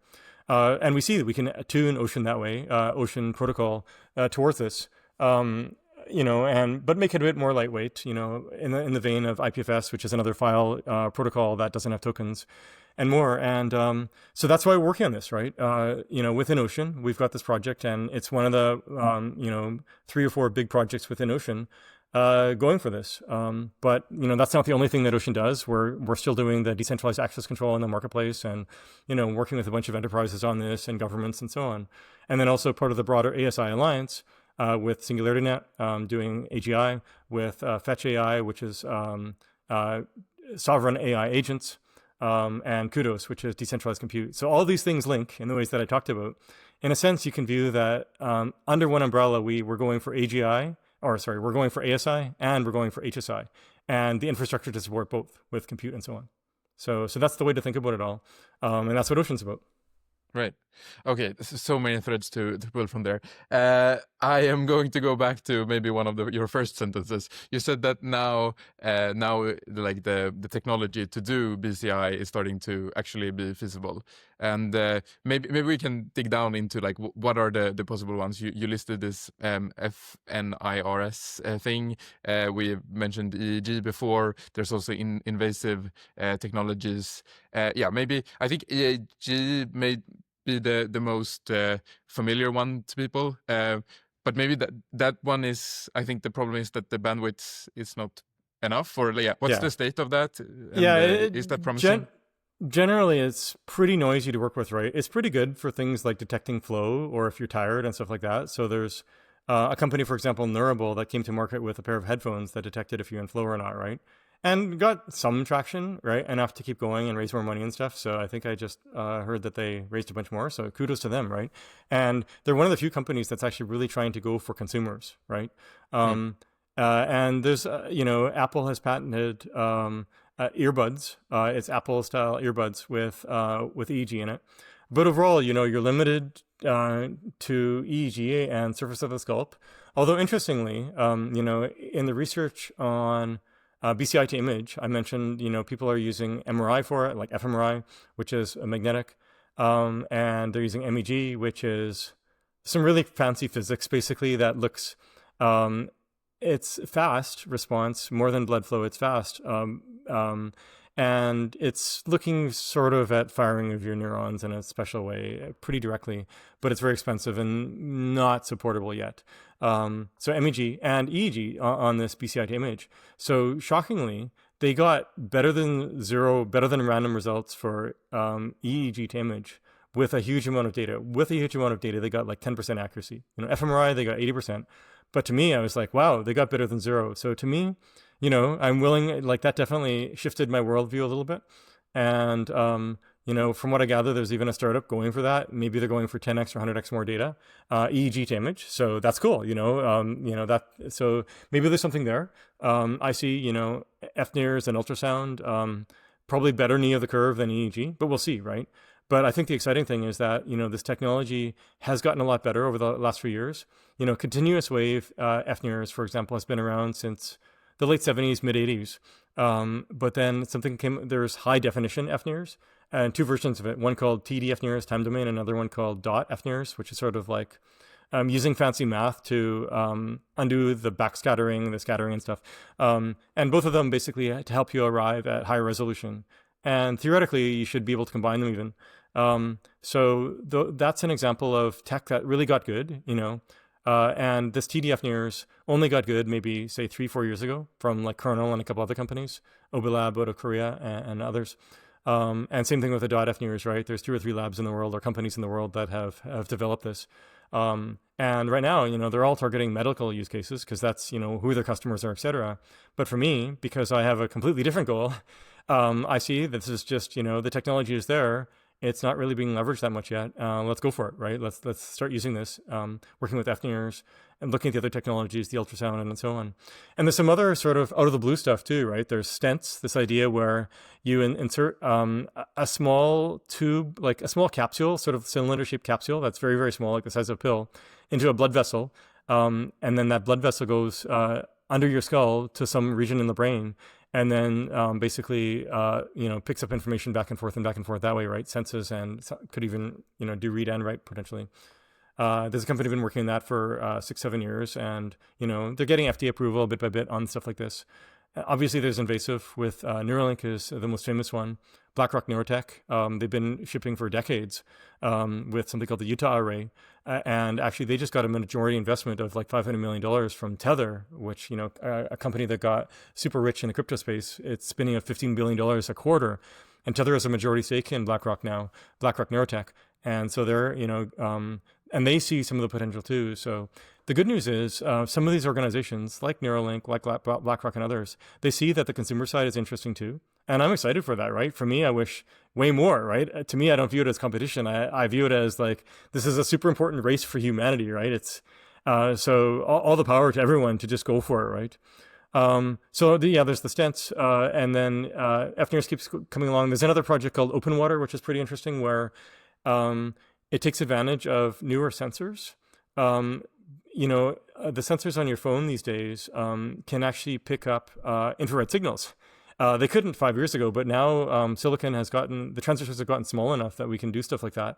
So it's got a combination of sending ultrasound from a few different sources at once to a targeted area inside the brain, and then using that to cause resonance, et cetera, to kill tumors, but then also having some infrared detection of this too. So a bit of read and a bit of write.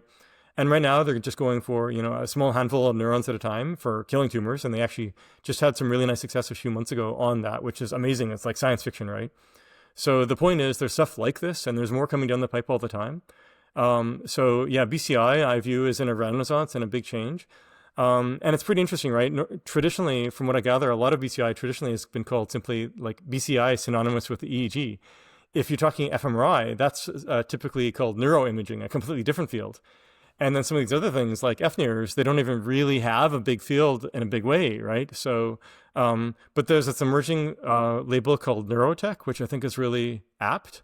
Sort of like in the world, there was cryptography before, and then blockchain came along. Bitcoin was invented, and under the hood, it had a blockchain. And for quite a while, the field was called blockchain. But then crypto kind of took over as the main label for the field. Crypto, it's not cryptography, it's crypto as the field that it uses blockchain, that typically has tokens, that unfortunately has a lot of speculation, well, for better and for worse, et cetera, et cetera.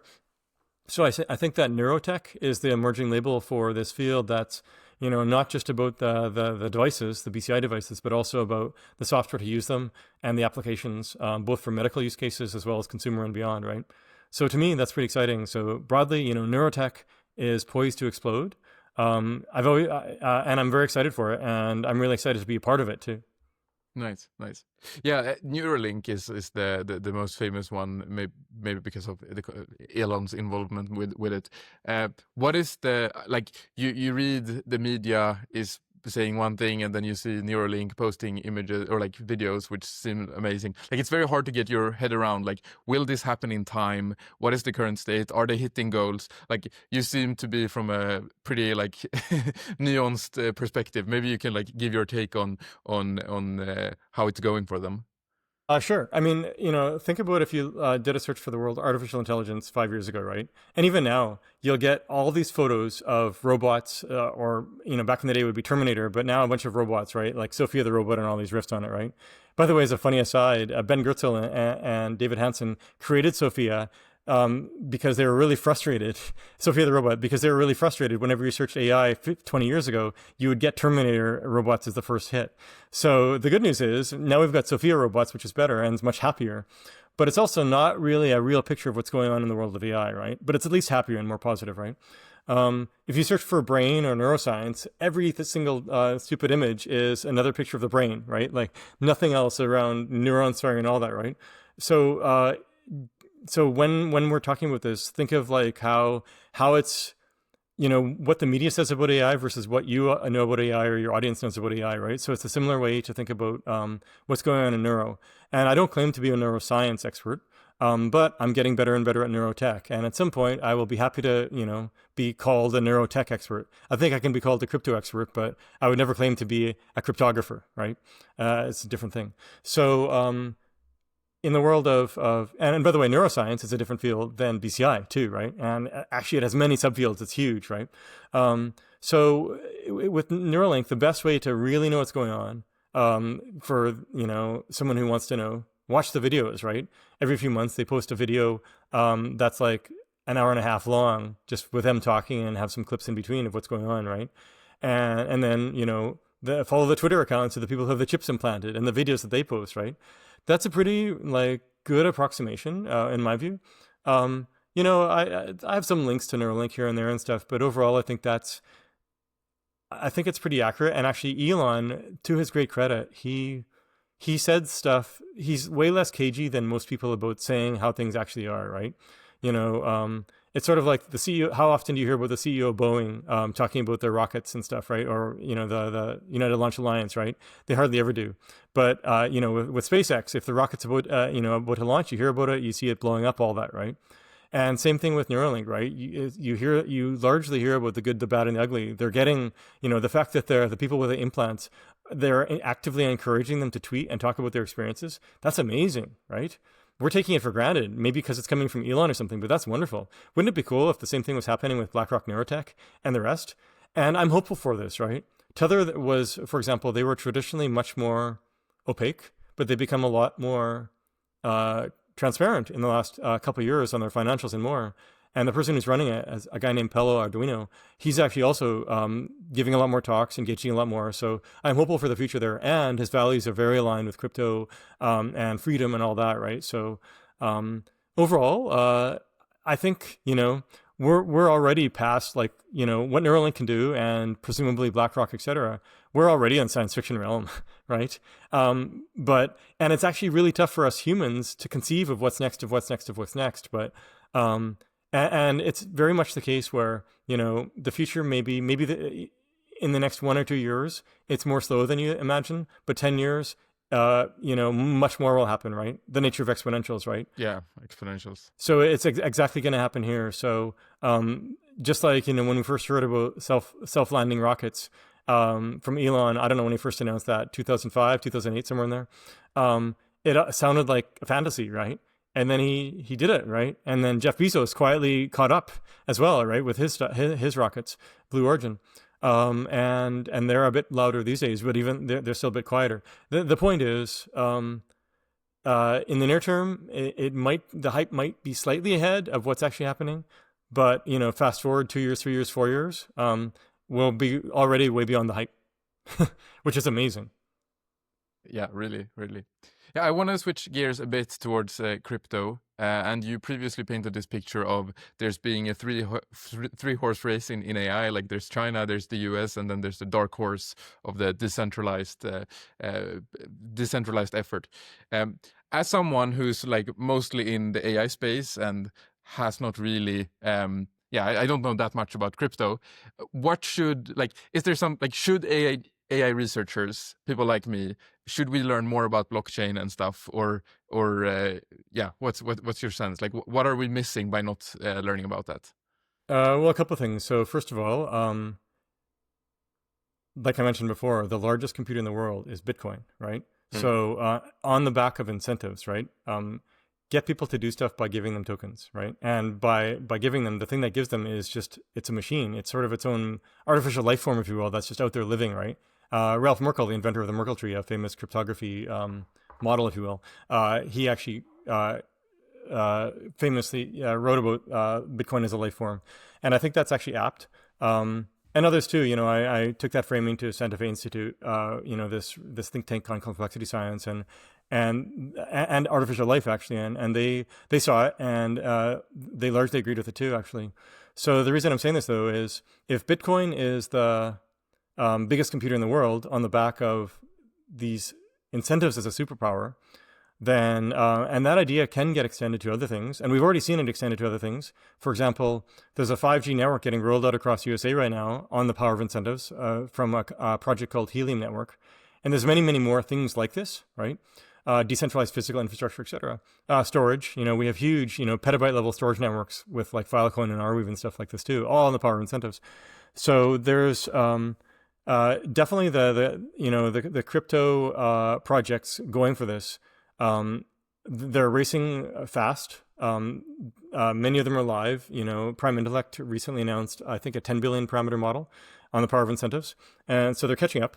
But the thing is, these things can scale up very aggressively too, because people like money, right? People are greedy, and so on.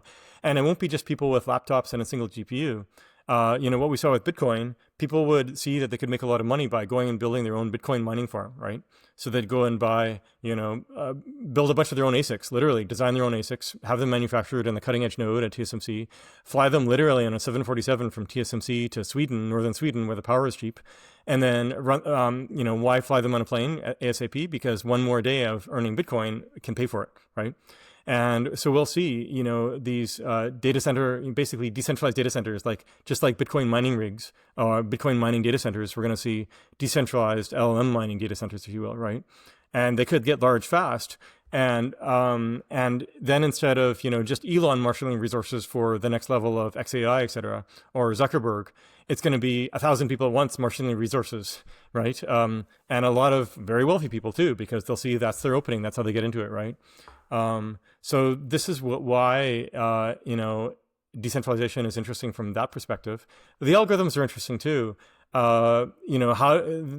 Traditionally the big challenge has been, how do you manage the bandwidth? If you want to pass the weights, 800 billion weights around from one node to the next, then bandwidth will, just slow you down like crazy, and you won't be able to keep your training algorithm in sync, right?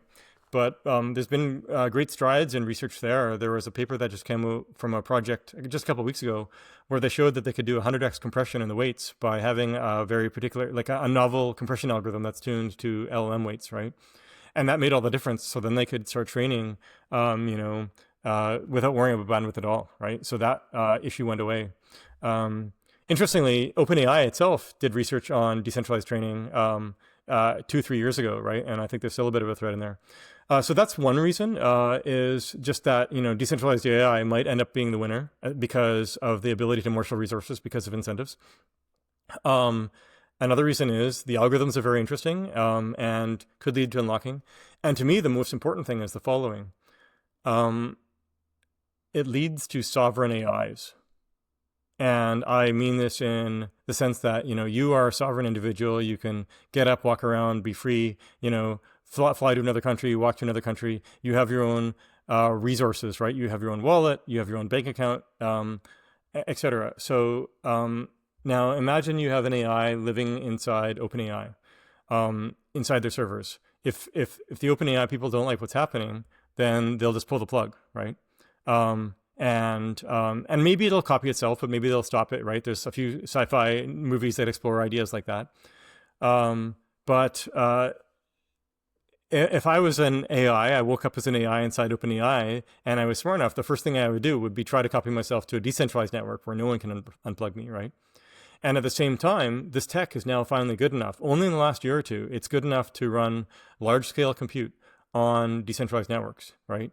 The major thing that happened was trusted execution environments got very nicely married with crypto. And with trusted execution environments, you can have private compute, but you can also have verifiable compute.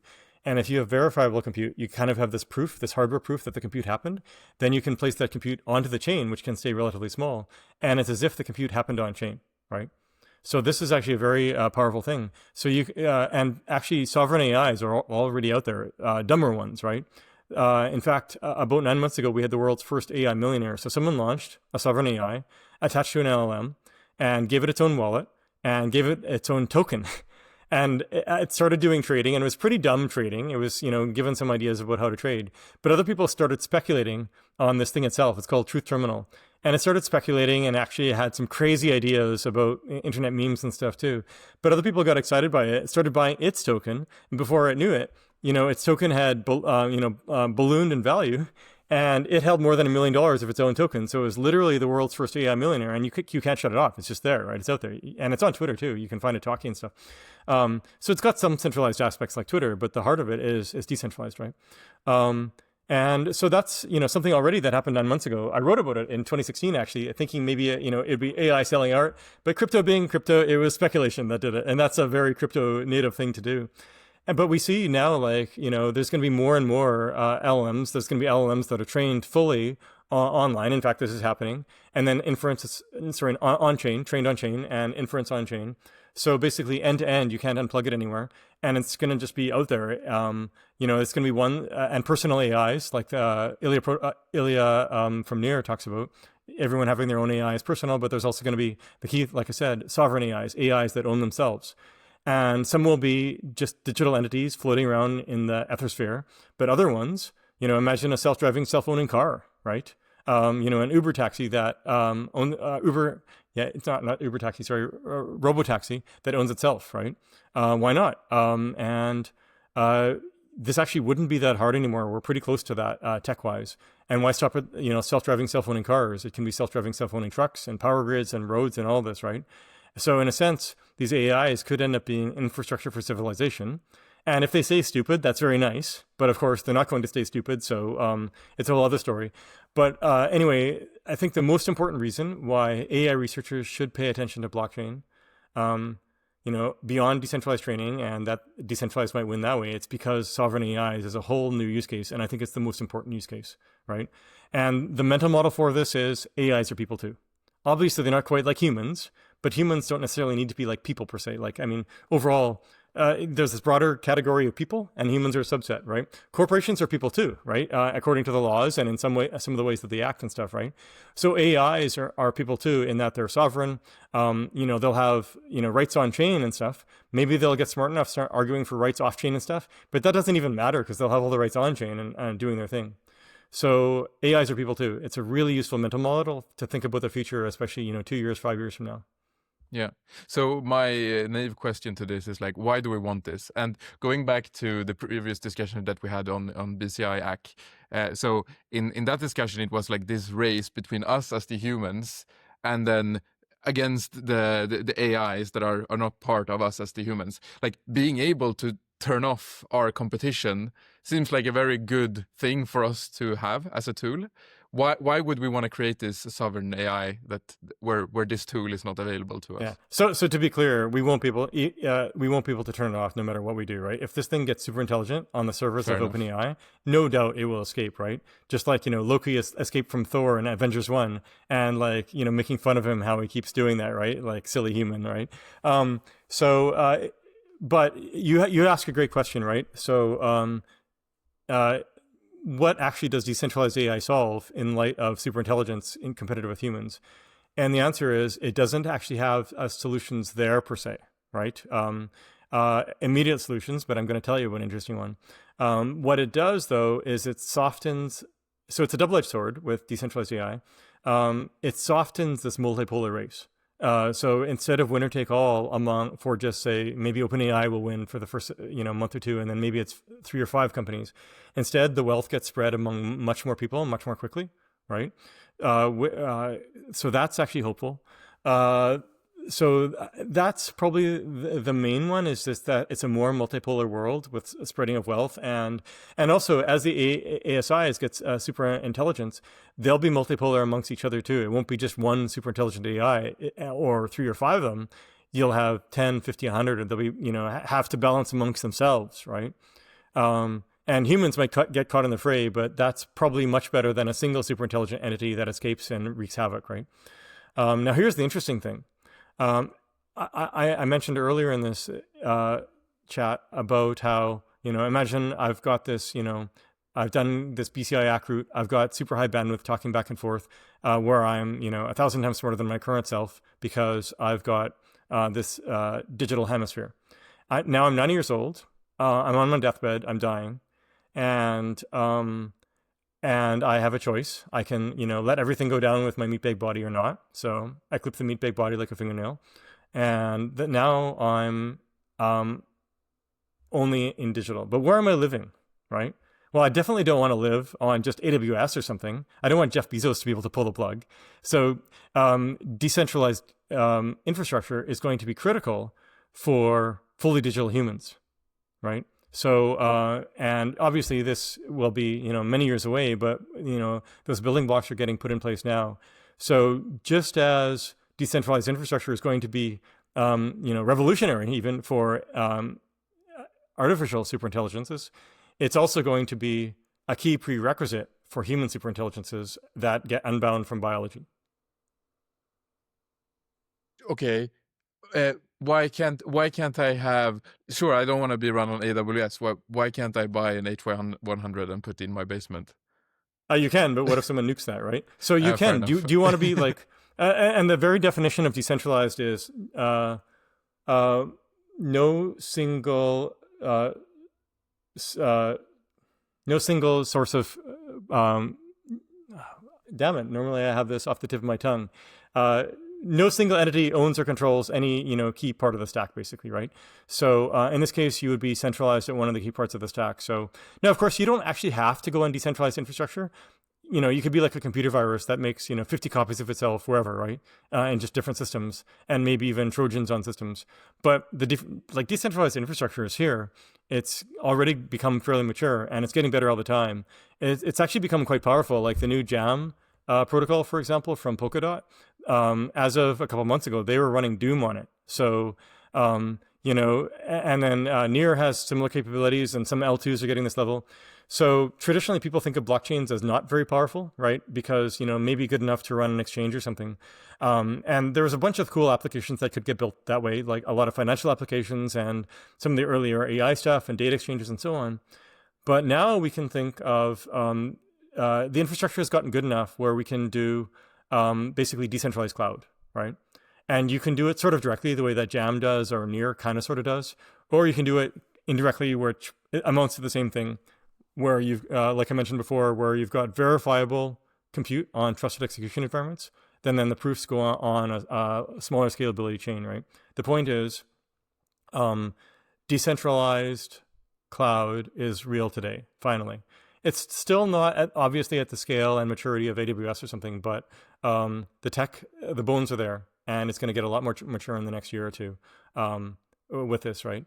Not just Jam and Near, but also Oasis with a Raffle and Fowler Network and several more. Kudos Compute with ASI Alliance and more. So to me, that's really exciting because everything I think about with AI, it needs massive compute. So now we can marshal that, and not just with a decentralized compute marketplace, but really as if you're running compute directly on chain. That's the mental model. Right. So you referenced before one of your articles from 2016 about the AI DAOs. So what is an AI DAO? And maybe for the sake of this podcast, which is not crypto experts, start from the basics with the DAO and then say what is an AI DAO, and how does that fit into the picture we've painted here so far? Yeah, so DAO is short for Decentralized Autonomous Organization. The original conceiving of a DAO was that it really was truly decentralized, like, a spreading of power and control, and truly autonomous, as in, not dependent at all on sort of governance by humans, interference by humans. That got diluted over the years, and very heavily when the idea of DAOs really took off in about 2021, 2022. So it took off and it basically became what I call Dunbar DAOs, where there's like 50 people in a room where they're all sharing some crypto wallet, some treasury, if you will, and they're voting with their tokens to make decisions. Should we invest in X or Y? Should we, or maybe it's a DAO around a particular protocol that's rolled out, and then they try to govern the treasury for incentivizing people for grants and stuff like that, right? And very explicitly trying to avoid rules. But of course, most of these actually descended into anarchy.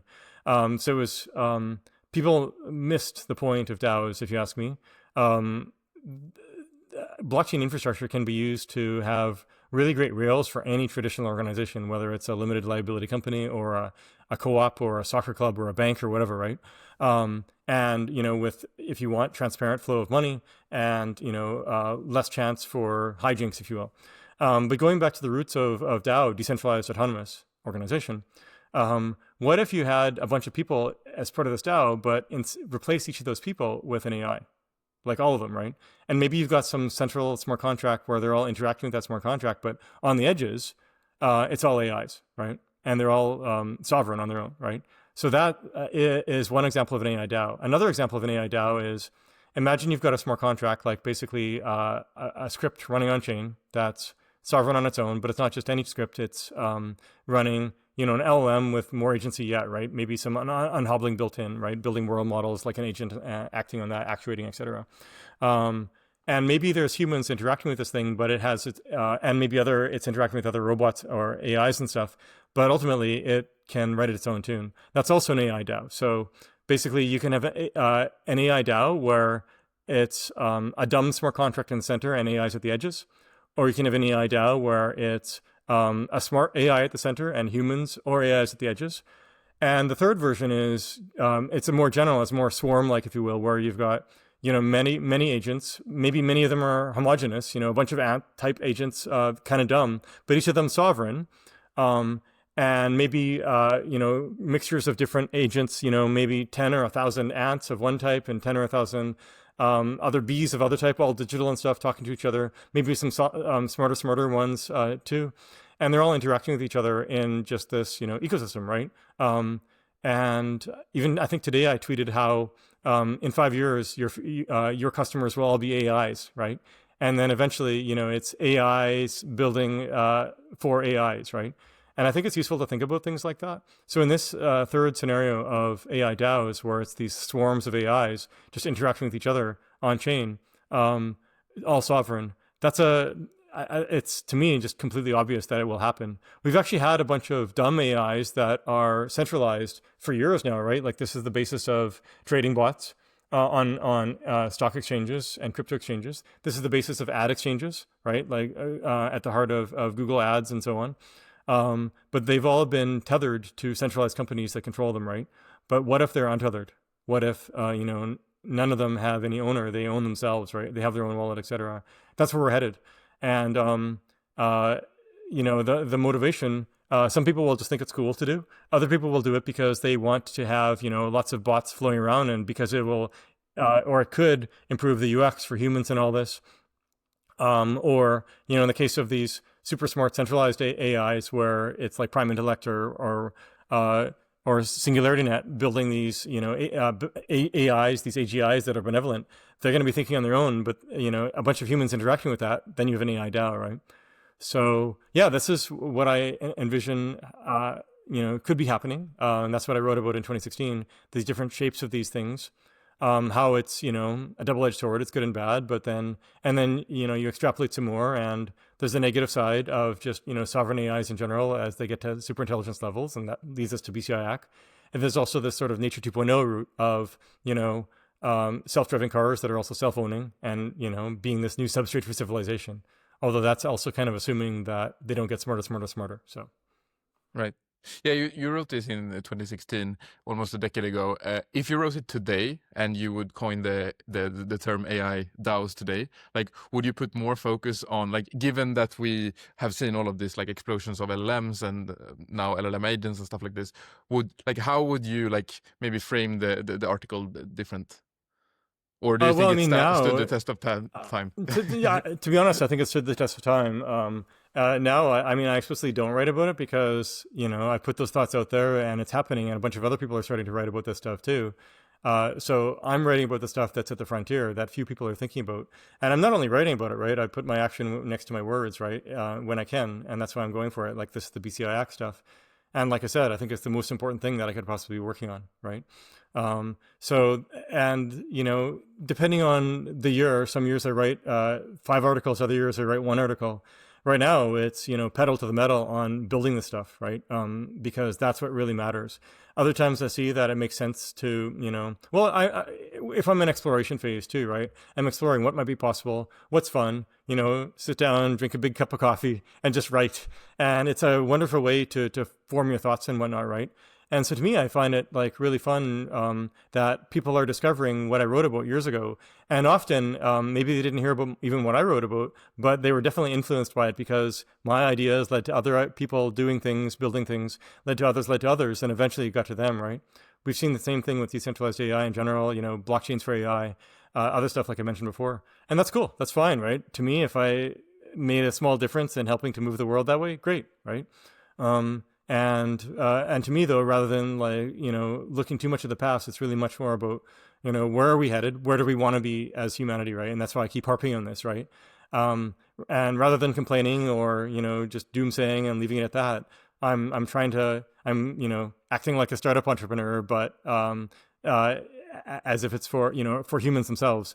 And rather than assuming that I need to direct humanity and stuff, that's why I'm saying I'm going for it myself. I want to do it. Whoever wants to join me, right? And going for this. And whoever doesn't, that's fine too, right? Everyone has their own path. Everyone has their own goals. That's a very, like, now I'm going to add the dumbest question of today, right after your very inspirational answer to that. But so I previously had a podcast where we discussed, like, given that we are AGI pilled and this is going to happen, what should we invest in? Is it like Nvidia stocks, or like buy land so that the AGIs, when they like build data centers all over the earth, stuff like that. We didn't discuss crypto. And in the third scenario you had, where like all these agents, like they are interacting with each other in autonomous ways, and like the economy is just run by AIs, like I buy that is what's going to happen. What currency are they going to use, or like in what way are they going to like exchange value? And does this mean that I should invest all my money in Bitcoin? Yeah, so overall, the AIs will be living on chain, right? Whether or not they get founded that way, or whether or not they escape and go to live on chain, doesn't matter. And when they're living on chain, they're going to interact with crypto tokens, right? Maybe with Bitcoin, maybe with stable coins, maybe with coins that they issue on their own, who knows, right? There's many different scenarios there. So that's how I see it. But I think the more important question is the first question you asked around how to invest. Actually, it's actually much more interesting than you might think. I thought a lot about this, and I do invest on the side. We are now in a phase very similar to the second industrial revolution, Rockefeller et al. From 1870 till 1910. What was special about that time is if you did a huge capex, a huge spend on infrastructure, then you could get outsized returns. And in the intervening years, normally if you do a huge spend, you're getting returns of 3%, 5%, 7%, whatever, right? But now you can get huge returns of like 20%, 50%, whatever, right? And we're seeing that, right, with the TSMCs of the world and so on. So the way to view it is maybe by history, right? Let's talk about the second industrial revolution. So what happened was the electric light bulb had just gotten invented. Well, it got invented years ago, but got refined well enough to last long enough to be useful. And in fact, this was a bit later. This is a few years later. At first, so people had been using whale oil lamps for decades, Moby Dick, harpooning whales, all this crazy stuff. It didn't go mass market, of course, but it still killed tons of whales. And then people invented the kerosene lamp. So they basically realized that instead of whale oil lamp, they could burn kerosene to light up the nights. And so this is what was happening in 1870s, 1880s, and so on. And where was the kerosene coming from? Well, it was from oil getting drilled from the ground in eastern USA, Chicago-ish area around that part of the world. And Rockefeller managed to insert himself at the very center of this with oil refining to start with, and then working backwards to oil drilling and exploration. And from that, he managed to actually lock up the market with some very brilliant moves, including some that would be considered antitrust now. In fact, the antitrust laws were based on preventing future Rockefellers taking it all, interestingly. And he did this first with oil refining, then oil drilling, then on top with steel, created U.S. Steel, and then on top of that, railroads too. And it was him plus the Carnegies and Mellons of the world and the J.P. Morgans and so on. But the point is that large capex led to outsized returns because everything was getting reinvented, right? This huge industrial revolution. And then on the heels of the oil and all this, we had the electric generator, the electric motor, the electric light, and more stuff, right? Like just everything was getting built at once. Steel unlocked skyscrapers, all this, right? So it just kept going. Okay. What's happening now? It's a similar thing that's happening, but instead of the stack of oil drilling, then oil refining, then on top of that, powering. At first it was powering kerosene lamps, but then it ended up powering automotive, which gave Rockefeller 10x, right? In our case, at the lowest levels, we've got. I'll start from the top. At the very top, we have the AI apps, people using chatbots. And similar for writing code and creating videos and so on. One level below, it's the AI software for training and for inference. That's running on chips inside data centers. And then the chips are powered by energy, of course, and the chips are manufactured at semiconductor fabs, right? So the bottom of the stack is semiconductor fabs and energy, power, like energy as in power generation and power distribution. It's this bottom of the stack, these three things, well, energy and silicon basically, that's where 80% of the capex is happening, right? And then the data centers around that, right? But data centers, it's much easier, the hard thing is, can you generate energy efficiently enough? And can you, get enough silicon, right? Enough GPU chips. And so this is why, let's talk briefly about the GPUs. We've seen images and stories of Elon and Larry Ellison of Oracle, sitting down with the founder of NVIDIA, Jensen Huang, basically groveling, like, please, please, please give us as many chips as you can, as many GPUs as you can, right? And then finding themselves in competition with Tim Cook of Apple for capacity in TSMC's fab, right? TSMC's revenues went up 40% in the last year, right? So there's this giant sucking sound of like building fabs as aggressively as possible. And it's actually really, really hard to build a cutting edge fab, right? To give you a feel, it's sort of like Louis Vuitton. There's only one Louis Vuitton or one Hermes, right? And LVMH locked up this whole market because, you want to have companies with a 100-year history.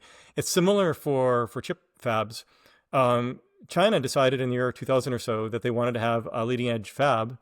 It took them 25 years to get to basically leading edge, right? SMIC, SMIC. And finally, well, they're one node from leading edge, but they figured out how to do it without something called EUV, which is very, very complicated technology to get to the leading edge. So they can do the second from leading edge at way better price performance than leading edge, right? So it's competitive. And then there's also TSMC itself, based out of Taiwan, very Western though, very oriented with USA and stuff, and more China though. There's Intel, which has been stumbling for the last 10 plus years. And they're mostly cutting edge, but not, well, they're trying, but they're not quite there. And then finally Samsung, which has been cutting edge for memory, but they just committed $500 billion along with the Korean government to go cutting edge for AI chips too, basically. So we've got 4, and that's it, right? There was IBM / Global Foundries, but they're behind and likely won't catch up. It's, too little too late.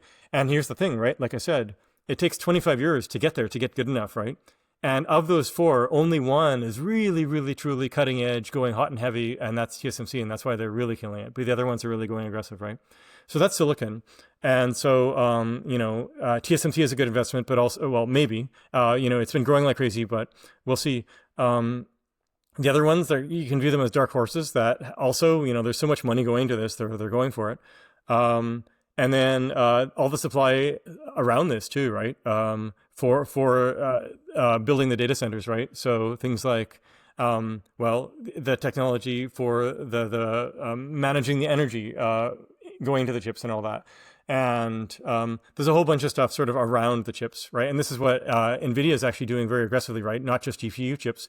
They're building a bunch of stuff around to build out the ecosystem. And part of the reason they've won really well is because they've done a good job on this over the years, starting with their special GPU programming language called CUDA, but then stuff around that, right? A really, really, really nice APIs in Python and REST and so on. And then now they have foundation models for robotics and all this, right? So kudos to them. Intel has actually competitive chips with NVIDIA, but they don't have ecosystem. Same thing with NVIDIA, right? Sorry, same thing with AMD. AMD is even in worse shape, but we'll see where that goes. Let's talk about energy, which is interesting in that there's less of a lock, right? So with semiconductor, it's really just 4 companies, or arguably just one, that can fab the chips. With energy, anyone can create energy anywhere in a sense, right? The 2 most efficient technologies for energy, the best energy gen dollars per watt is actually nuclear and geothermal. And the thing is, lots of countries have been going away from nuclear for years. Famously Germany, frustratingly Germany, they shut down the 21 reactors in the last 10 years. France is going, realized that they really want to go aggressive on it. So Macron has said, plug, baby, plug, because they have a lot of extra capacity. So, put the data centers next to the nuclear power plants there. Belgium has a few too. It's happening in USA too, right? Microsoft bought 3 Mile Island, this nuclear power facility, East Coast USA, that nearly melted down in the 80s. Microsoft bought it.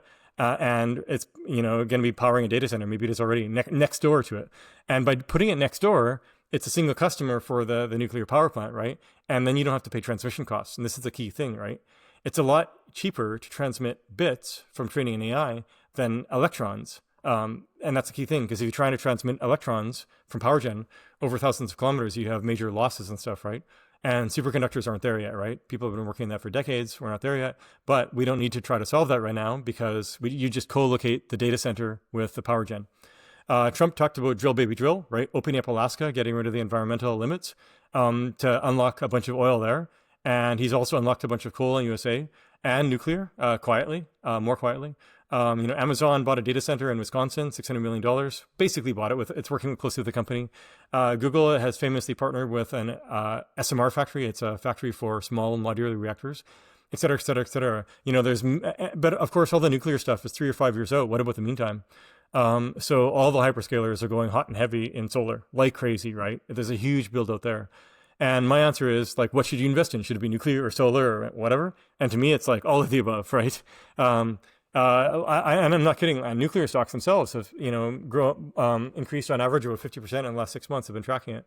There's nuclear ETFs, all this, but also, solar, all this. And solar, it's not quite as efficient as nuclear and geothermal right now, but it has a very aggressive Moore's law, right?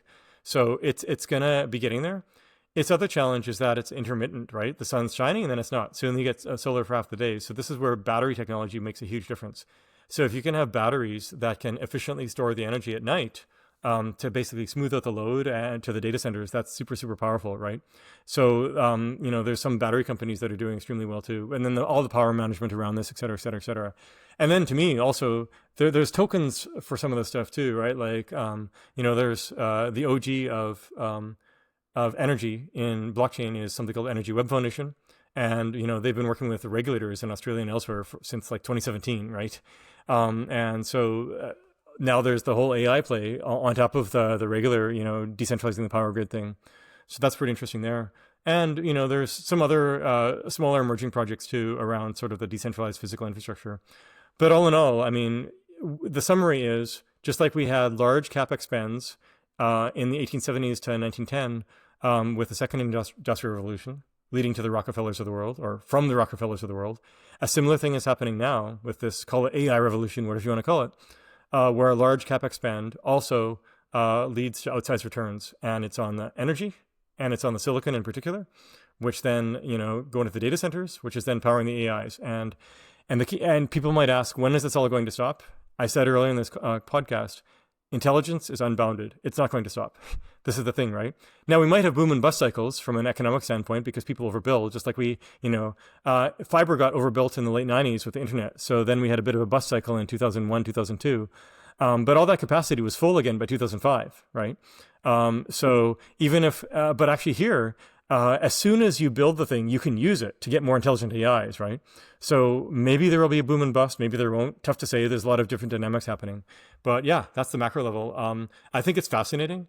What I just described, I actually gave to a room full of high net worth individuals in a private event in Lugano a couple months ago. And there was a lot of people furiously taking notes, and most of them were pretty surprised by this. They hadn't heard about it. In your world and mine, right? We've all read, Leopold Aschenbrenner stuff and other stuff like that, right? And I've been thinking about this for years. And we saw Bitcoin, eating up all the energy 10 years ago, right? Exponential growth. But to more broadly in the rest of the world, most of them haven't picked up on this yet, although it's starting to happen, right? Larger and larger capex spends. But there's still alpha, right? So that's how I see it. And it's exciting, right? Like, and how I see it 5 years from now, 7 years from now, the customer isn't going to be the XAIs and Elons of the world. It's going to be the ASIs themselves, right? So even if you do a big CapEx spend, you'll still be making money 5 years, 7 years from now, because, it's going to be the ASIs buying from you for that infrastructure because they want to run and be smarter. Yeah, that makes sense. And I'm just listening to this and like, oh, phew. I don't have to change any of my investments. This is basically my portfolio. There we go. Although my friend who is into investing and stuff is like, this is the most risky portfolio I've ever seen in my entire life. But yeah, I see it as kind of like an insurance. Like, I think like in all possible worlds, I'm going to be pretty well off. But in the ASI world, like, there is so much variation that I might not be well off. So I might as well put all my money into the bet into that bet so that even in that world, I'm also well off. Yeah. That's how I see it. Yeah, for sure. And by the way, too, part of this play is not just the like in terms of infrastructure build out, it's not just energy and silicon. It's also the decentralized substrates, right?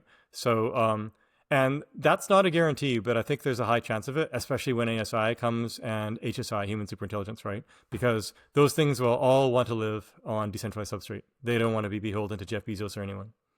Yeah, no, probably not. So last question. So let's assume now that the year is 2035 and we like alignment or whatever like went well. We have BCI. We're competitive with whatever OpenAI managed to do. All is going well. There's like no fear of AI killing us all.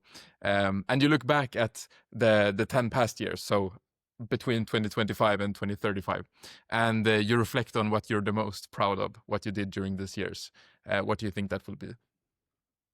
It will have been what I have been like the BCI stuff I'm doing now. I'm very proud of a lot of the stuff I've built in the past, right? I was building AI to drive Moore's law. I was, doing NFTs. I was doing decentralized AI, all that. And all that's really important, right? But none of that is as important as achieving human superintelligence, right?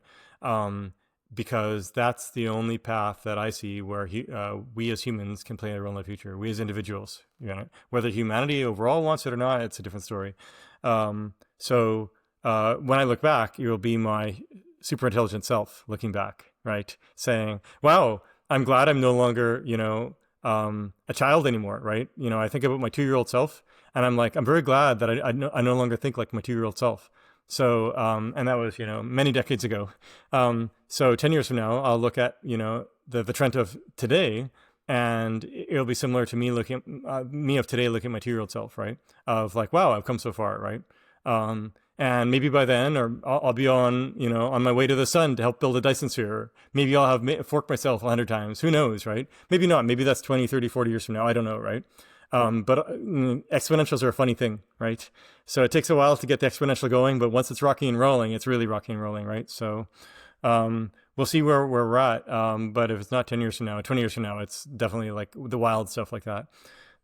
So yeah, like I said, I couldn't think of anything else. I can't think of any more important thing to do, even compared to the stuff I've done in the past. But and I've been biding my time for this. I've been waiting since the early 2000s to go for this, right? And testing every 5 or so years, right? By literally buying medical quality BCI devices, hacking in them, being disappointed, and then waiting another 5 years or so. So now is the time. And fortunately, the tech is good enough. But now it's crazy urgent, right? I hope we're not too late. Right. Yeah. Like you said previously, seems like a oddly neglected area, and I hope that you have inspired a lot of people to maybe help you out in this race. Thank you so much for speaking with me today, and good luck with that. My pleasure. Thank you.